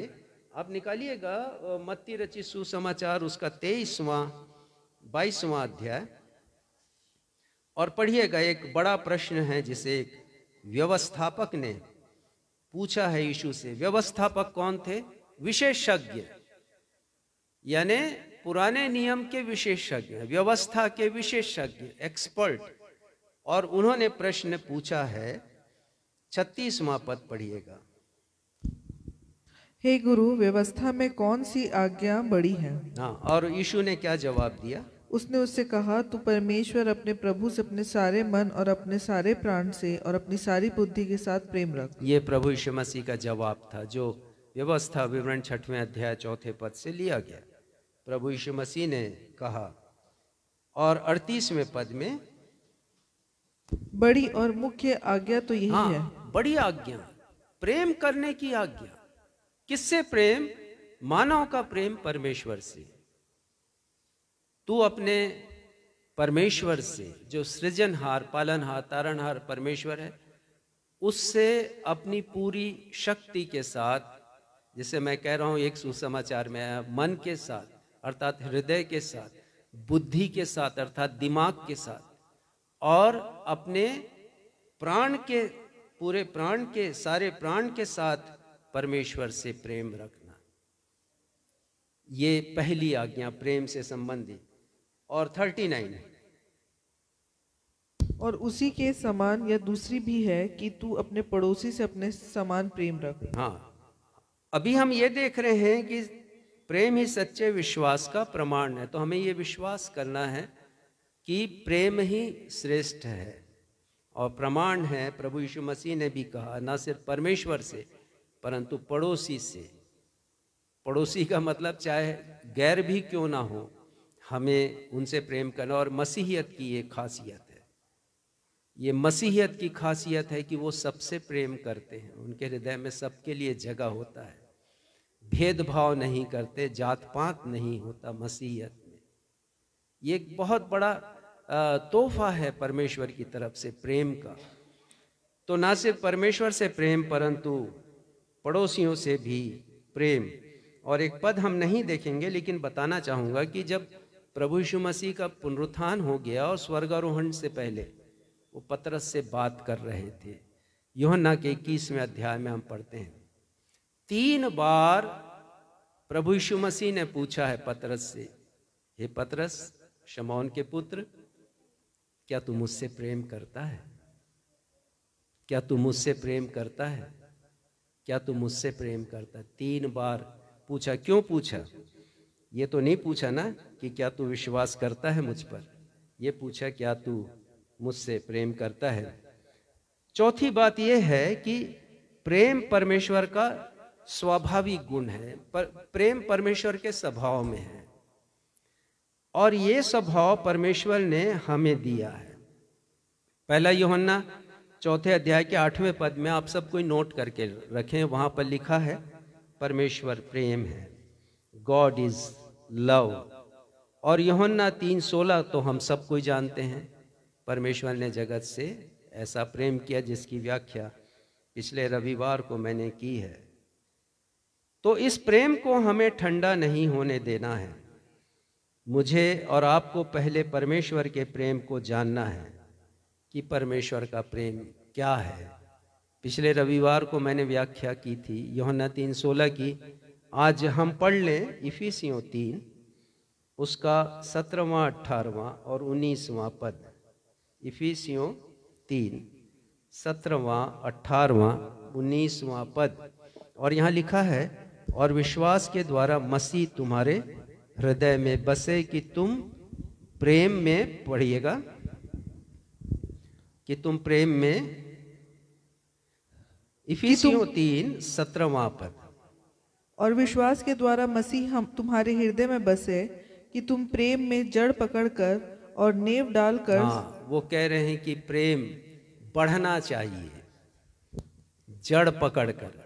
और कोई पौधा जब जड़ पकड़ता है ना तो ऊपर आता है, खिलता है, ऊपर बढ़ता है। तो प्रेम की जो मात्रा है हमारे हृदय में हमेशा बढ़ते रहनी चाहिए। और 18वां पद, सब पवित्र लोगों के साथ भली भांति समझने की शक्ति पाओ। क्या शक्ति पाओ?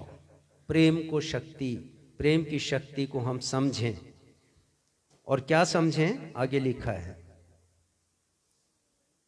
कि उसकी की शक्ति पाओ कि उसकी चौड़ाई और लंबाई और ऊंचाई और गहराई कितनी है। हाँ, ये परमेश्वर के प्रेम की ऊंचाई, गहराई,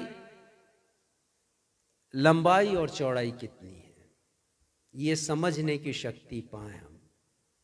और वो असीम है, असीम है परमेश्वर का प्रेम। हम कभी भी नहीं जान पाएंगे, लेकिन हमें समझना है परमेश्वर के प्रेम को।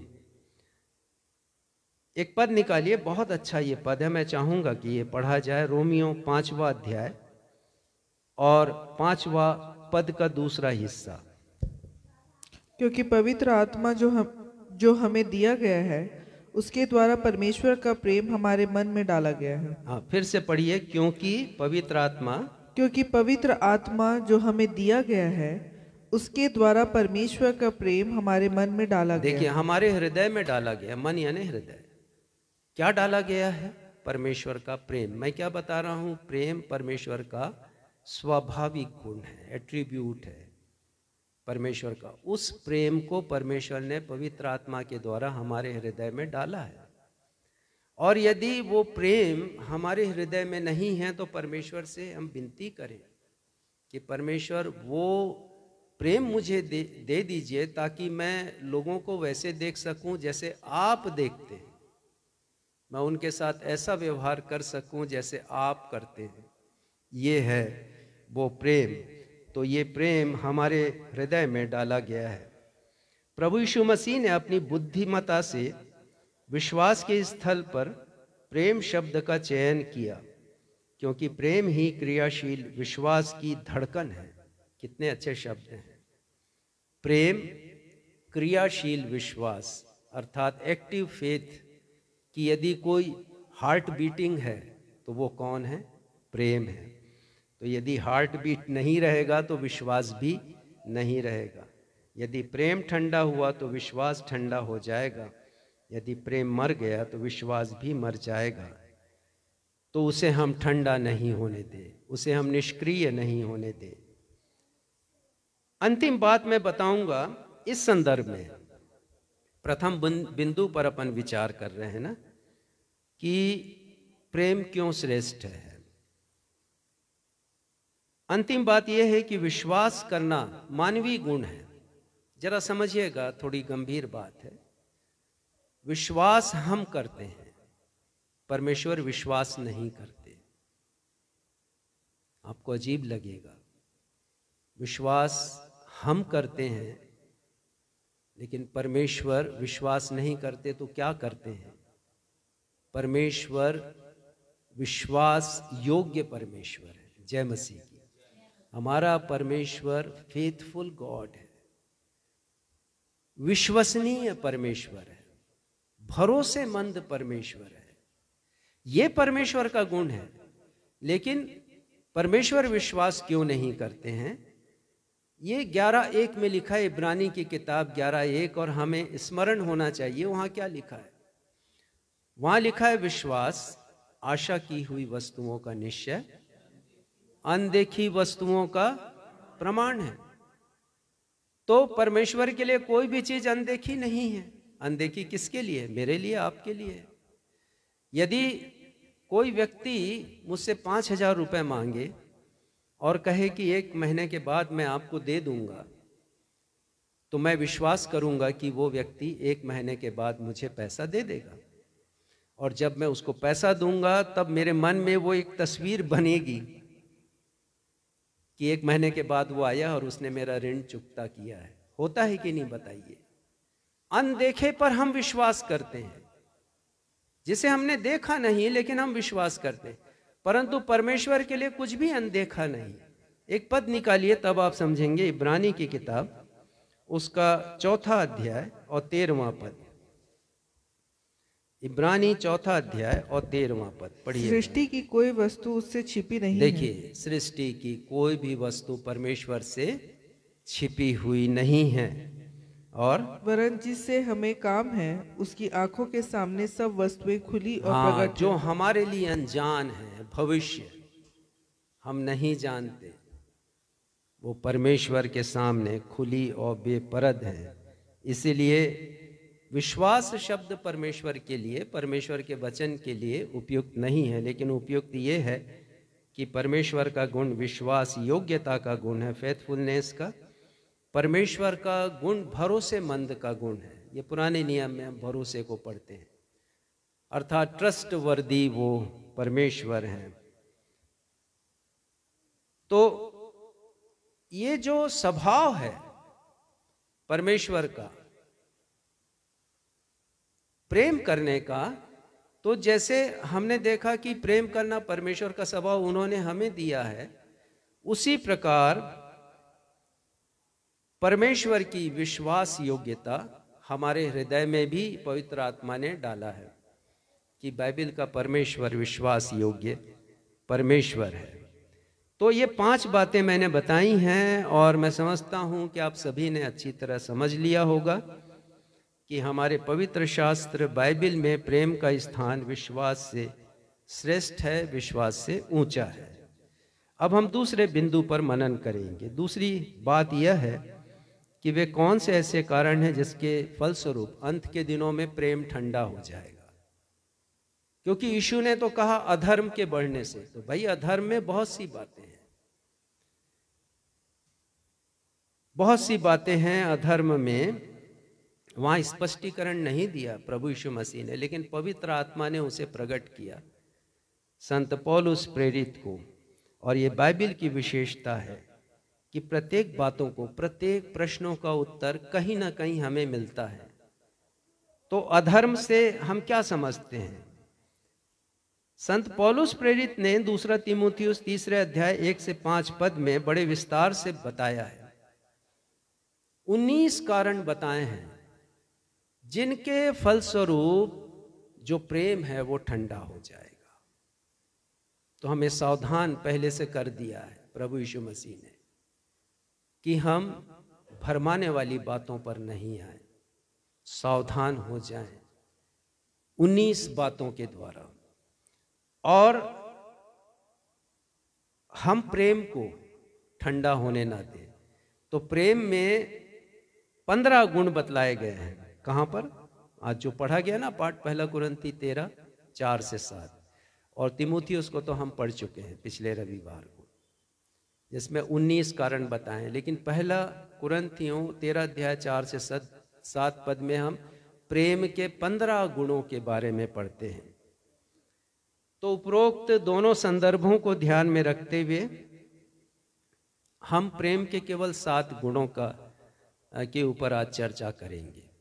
और इन 7 गुणों को ठंडा करने वाले अर्थात निष्क्रिय करने वाले कौन कौन से कारण हैं, इस पर हम ध्यान देंगे। पर मुझे पता नहीं कि हम कितनी बातों पर आज मनन कर पाएंगे। पहली बात मैं बताऊंगा, प्रेम का पहला गुण है 1 कुरिन्थी 13 4 में लिखा है, आप निकाल लें उसको। 1 कुरिन्थी 13 4। प्रेम धीरजवंत है। हाँ, प्रेम धीरजवंत होता है। और ये अंत के दिनों में लोगों का जो धैर्य रखने का स्वभाव है वो ठंडा हो जाएगा। लोग जल्दबाज हो जाएंगे, और आज हम देख रहे हैं कितने जल्दबाज हो गए हैं। और आधुनिक टेक्नोलॉजी ने तो मनुष्य को और भी ज़्यादा फास्ट फॉरवर्ड कर दिया है। बहुत ज़्यादा हम आगे बढ़ रहे हैं और हमारे स्वभाव में आगे, इसलिए कोई धीरज नहीं रखता। आप चले जाएं सड़कों पर अपने वाहन से, और पता नहीं कौन आपके बाजू से निकालते, वो भी ट्रैफिक रूल को तोड़ते हुए बड़ी शीघ्रता के साथ चला जाएगा, क्योंकि सबको जल्दी है। और सब इतने वेग से जाते हैं कि आप कल्पना नहीं कर सकते। आजकल की गाड़ियां भी बहुत स्पीड से चलने वाली गाड़ियां, बहुत कम समय में कुछ ही सेकंड में रफ्तार पकड़ लेती हैं, चाहे वो कारें हों चाहे वो बाइक्स हों। और हम देखते हैं कि किस जल्दबाजी में लोग इस संसार में हैं। तो यीशु ने कहा कि प्रेम धीरजवंत होता है, लेकिन इस पर भी चोट लगेगी, इस गुण पर, क्योंकि प्रेम ठंडा होगा। महत्वपूर्ण गुण है प्रेम का। अंत के दिनों में हमें प्रेम में बनाए रखने, विश्वास में दृढ़ बने रहने के लिए धीरज रखने का गुण बहुत आवश्यक है। क्योंकि यीशु ने क्या कहा है मत्ती रचित सुसमाचार उसके 24 अध्याय के 13वें पद में वो कहते हैं, परंतु जो अंत तक धीरज, पढ़िए जरा, परंतु जो अंत तक धीरज धरे रहेगा उसी का उद्धार होगा। ये प्रभु यीशु मसीह ने कह दिया कि जो अंत तक धीरज रखेगा, क्योंकि एक ऐसा समय आ रहा है ना कि धीरज रखना मुश्किल हो जाएगा। मेरी ग्रैंड डॉटर है, उसमें ये गुण अभी से आ गया। उसको यदि कोई चीज़ चाहिए तो तुरंत चाहिए। उसकी मम्मी भी कभी कभी परेशान, पापा भी परेशान, और हमें तुरंत उसे देना पड़ता है, क्योंकि उसके पास एक बहुत बड़ा अस्त्र है और वो है आंसू। वो आंसू बहाना शुरू करती है। तो हम देखते हैं कि लोग धैर्यवान नहीं होंगे, लेकिन यीशु कहते हैं जो अंत तक धीरज रखेगा। ये हमारे आने वाले रविवार का विषय है, ये 13वां पद, तो आप अवश्य संदेश को सुनिएगा। दूसरा गुण इसी के बाद पढ़िएगा, 1 कुरिन्थी 13:4। और कृपालु है। प्रेम कृपालु होता है। देखिए, छोटा सा शब्द है, कृपा करने का गुण। कृपालु मतलब कृपा करने का गुण। एम्प्लीफाइड बाइबल में तो एक और बात लिखी है, love is kind and thoughtful. Thoughtful का मतलब है चिंताशील, दूसरों की चिंता करने वाला। ये प्रेम है। प्रेम न केवल धीरजवंत है, परंतु यही प्रेम दया करता है, यही प्रेम माया करता है। बहुत सी पुरानी बाइबल में माया शब्द आया है, बहुत सी नई बाइबल में दया शब्द आया। कहाँ आया है? 2 तीमुथियुस 3 अध्याय में, कि लोग दयाहीन हो जाएंगे, लोग माया रहित हो जाएंगे, अर्थात कृपा नहीं करेंगे, हम किसी की सहायता नहीं करेंगे। और ऐसा होता है, एक्सीडेंट होते हैं, सड़क पर घायल व्यक्ति पड़ा है लेकिन कोई नहीं है सहायता करने वाला। अभी मैंने पढ़ा कि अफगानिस्तान में जब भूकंप आया और महिलाएं दब गई हैं खंडहर में, सिर बाहर है, सहायता के लिए पुकार रही हैं, तो पुरुष नहीं आए हैं सहायता करने। क्यों? क्योंकि एक पुरुष को किसी गैर महिला को छूने की इजाजत नहीं। ऐसे बहुत से इत्तेफाक होते हैं जब कृपा नहीं की जाती, जब दया दर्शाई नहीं जाती है। अंत के दिनों में जब कठिन समय आएगा तो मनुष्य कृपा नहीं करेगा। क्यों नहीं करेगा? क्योंकि वो स्वार्थी हो जाएगा। और 2 तीमुथियुस 3 अध्याय में संत पौलुस ने कहा है कि मनुष्य स्वार्थी होगा। पहला गुण, अवगुण, मनुष्य स्वार्थी होगा। तो यदि लोग स्वार्थ की पूर्ति करेंगे तो हमारा प्रेम ठंडा होगा कि नहीं? कृपा करने की भावना ये रहेगी भी, ये भी ठंडी हो जाएगी। मनुष्य केवल अपने स्वार्थ या हित की चिंता करेगा।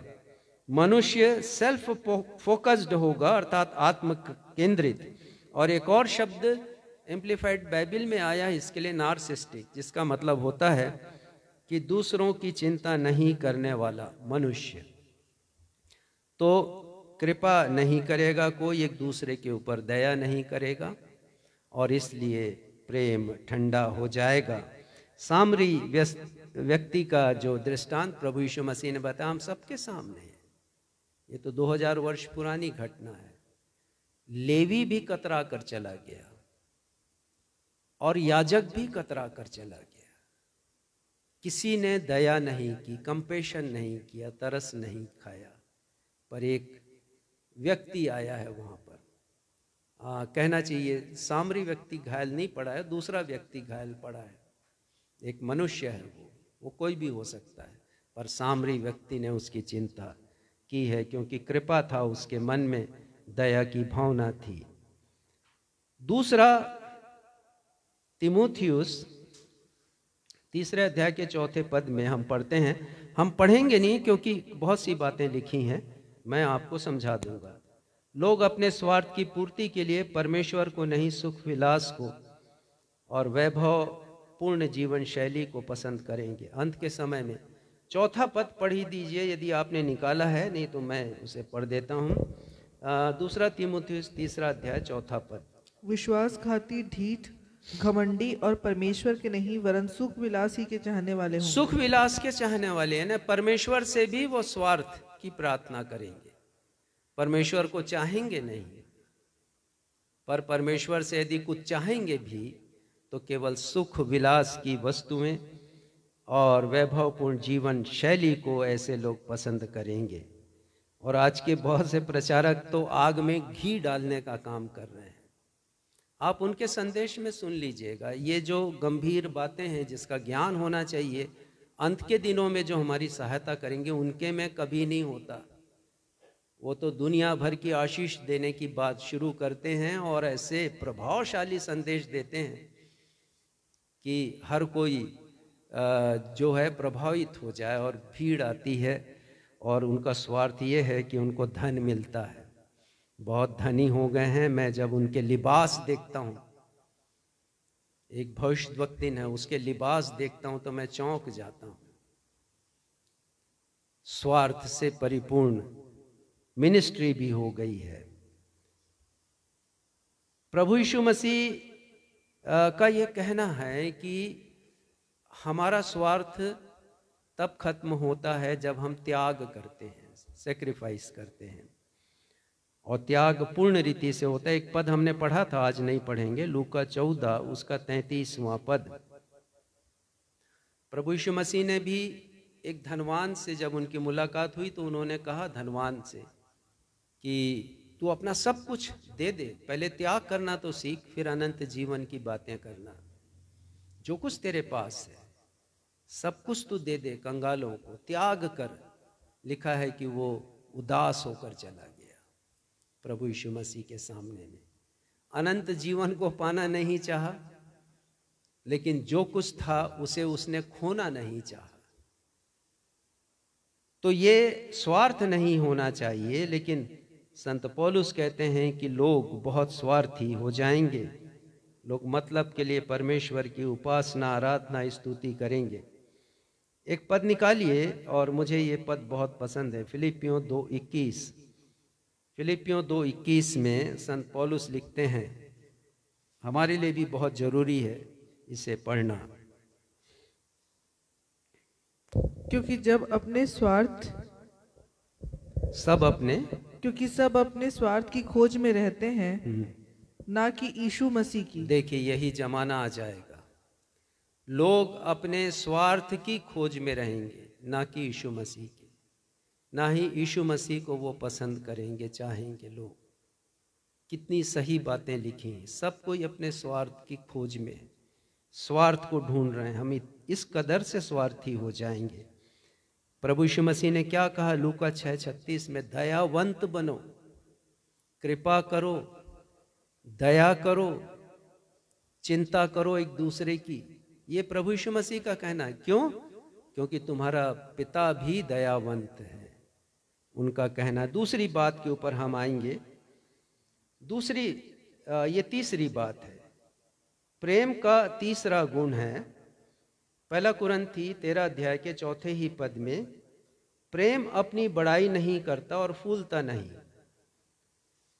प्रेम अपनी प्रशंसा अपने आप नहीं करता, और फूलता नहीं मतलब वो घमंड से भरा नहीं होता। एम्प्लीफाइड बाइबल में मैंने देखा, love does not brag and is not boastful and is not arrogant. 3 बातें बताई गई है, आपको समझाऊंगा। वो कहते हैं कि प्रेम में डींग मारने वाली बात नहीं होती, लेकिन संत पौलुस ने क्या लिखा 2 तीमुथियुस 3 अध्याय में कि मनुष्य डींग मार हो जाएगा, अभिमानी हो जाएगा और घमंडी हो जाएगा। 3 बातें लिखी। परंतु प्रेम का क्या गुण है कि प्रेम अपनी बड़ाई नहीं करता, प्रेम घमंड से फूलता नहीं है।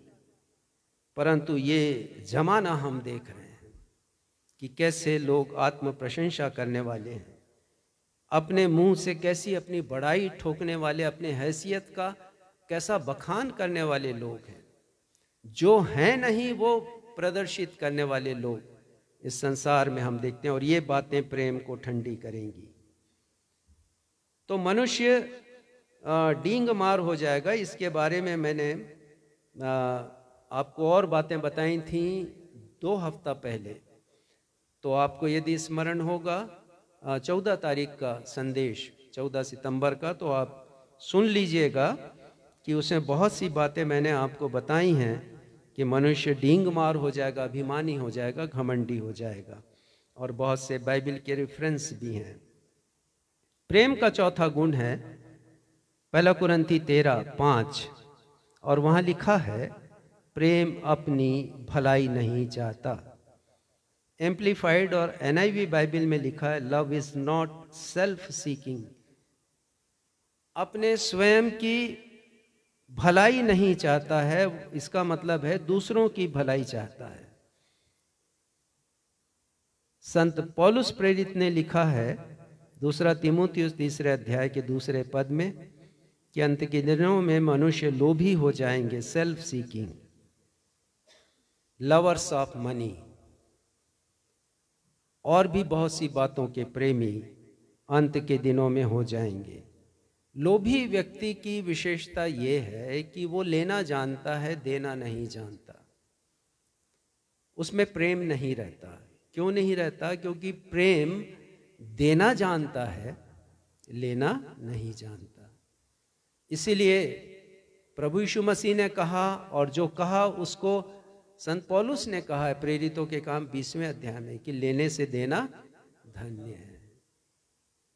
ये बात परमेश्वर के वचन से सीखते। लेकिन अंत के दिनों में क्या होगा कि लोग लेना पसंद करेंगे, लोग देना पसंद नहीं करेंगे।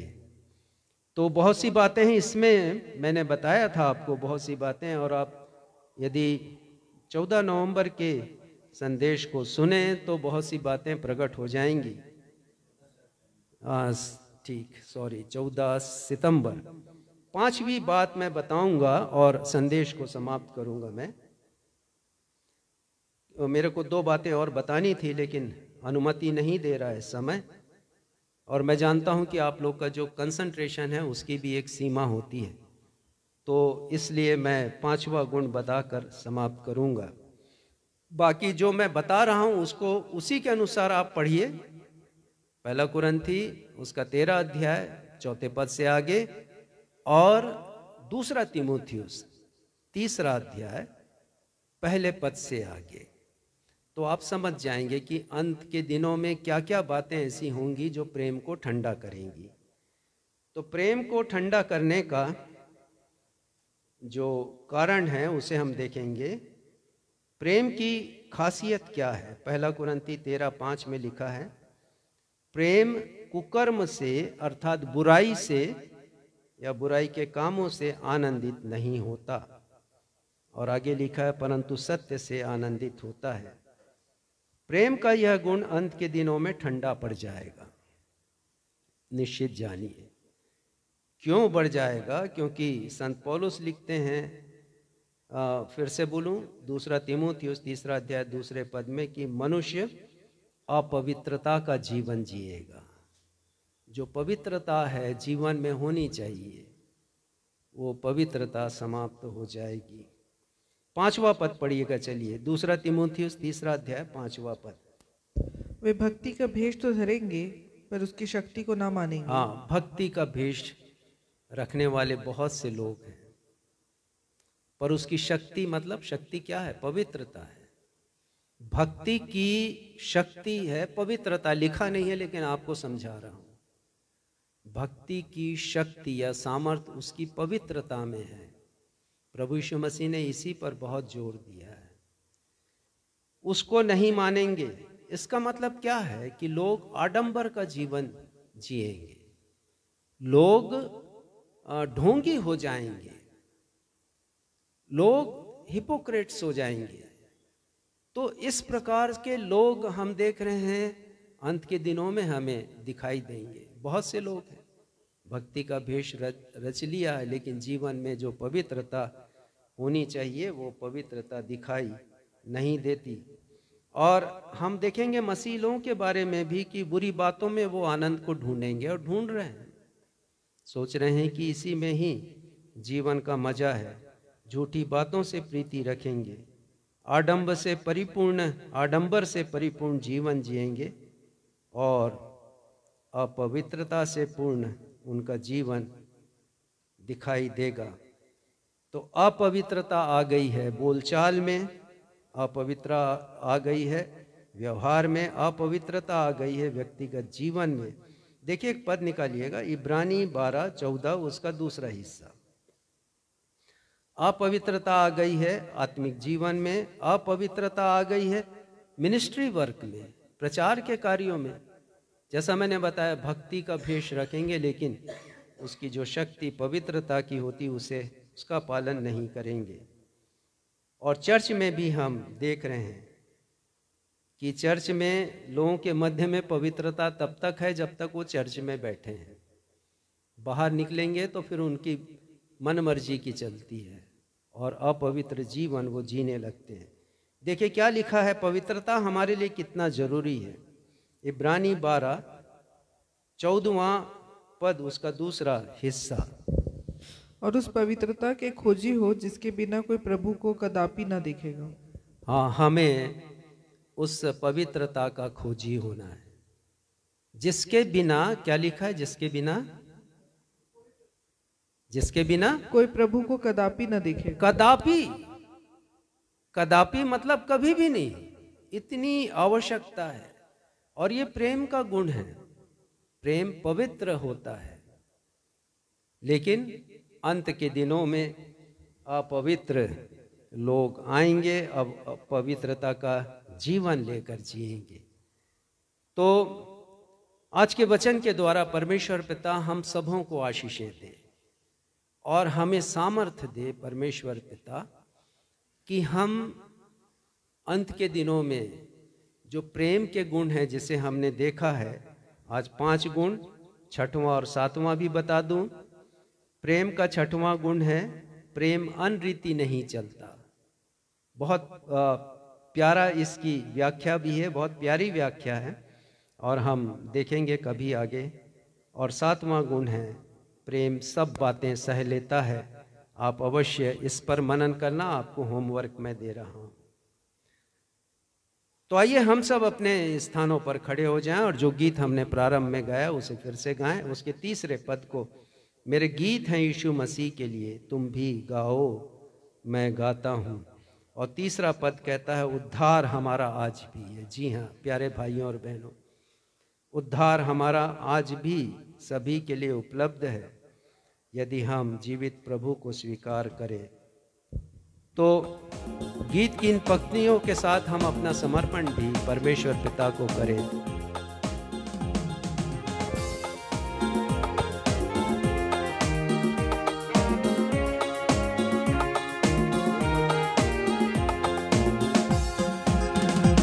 उद्धार हमारा आज भी है,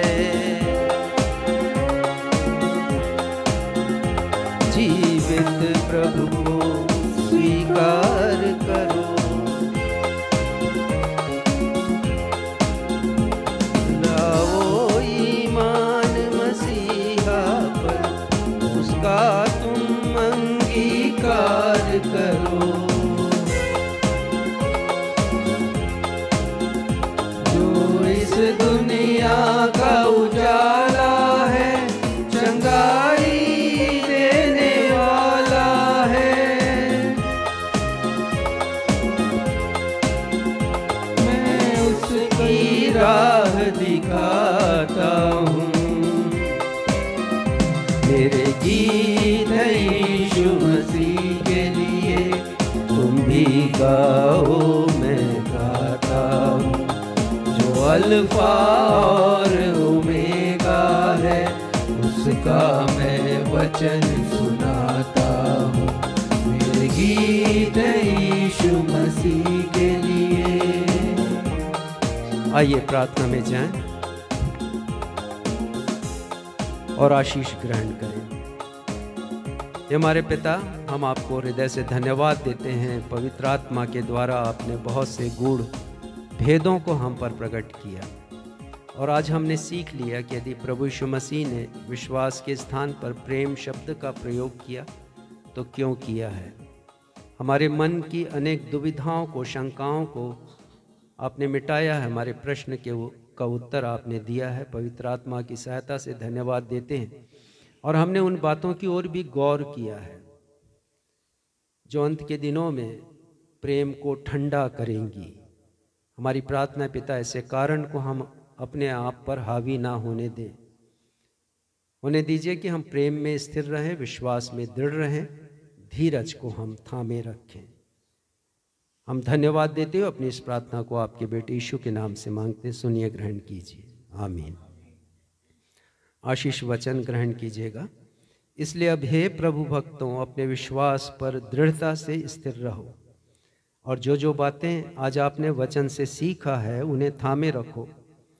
हमारे प्रभु यीशु मसीह और हमारे पिता परमेश्वर जिन्होंने हमसे प्रेम किया और अनुग्रह से अनंत शांति और उत्तम आशा दी है, ऐसे पवित्र आत्मा तुम्हारे हृदयों में शांति दे और तुम्हें प्रत्येक अच्छे कार्य और वचन में दृढ़ करे।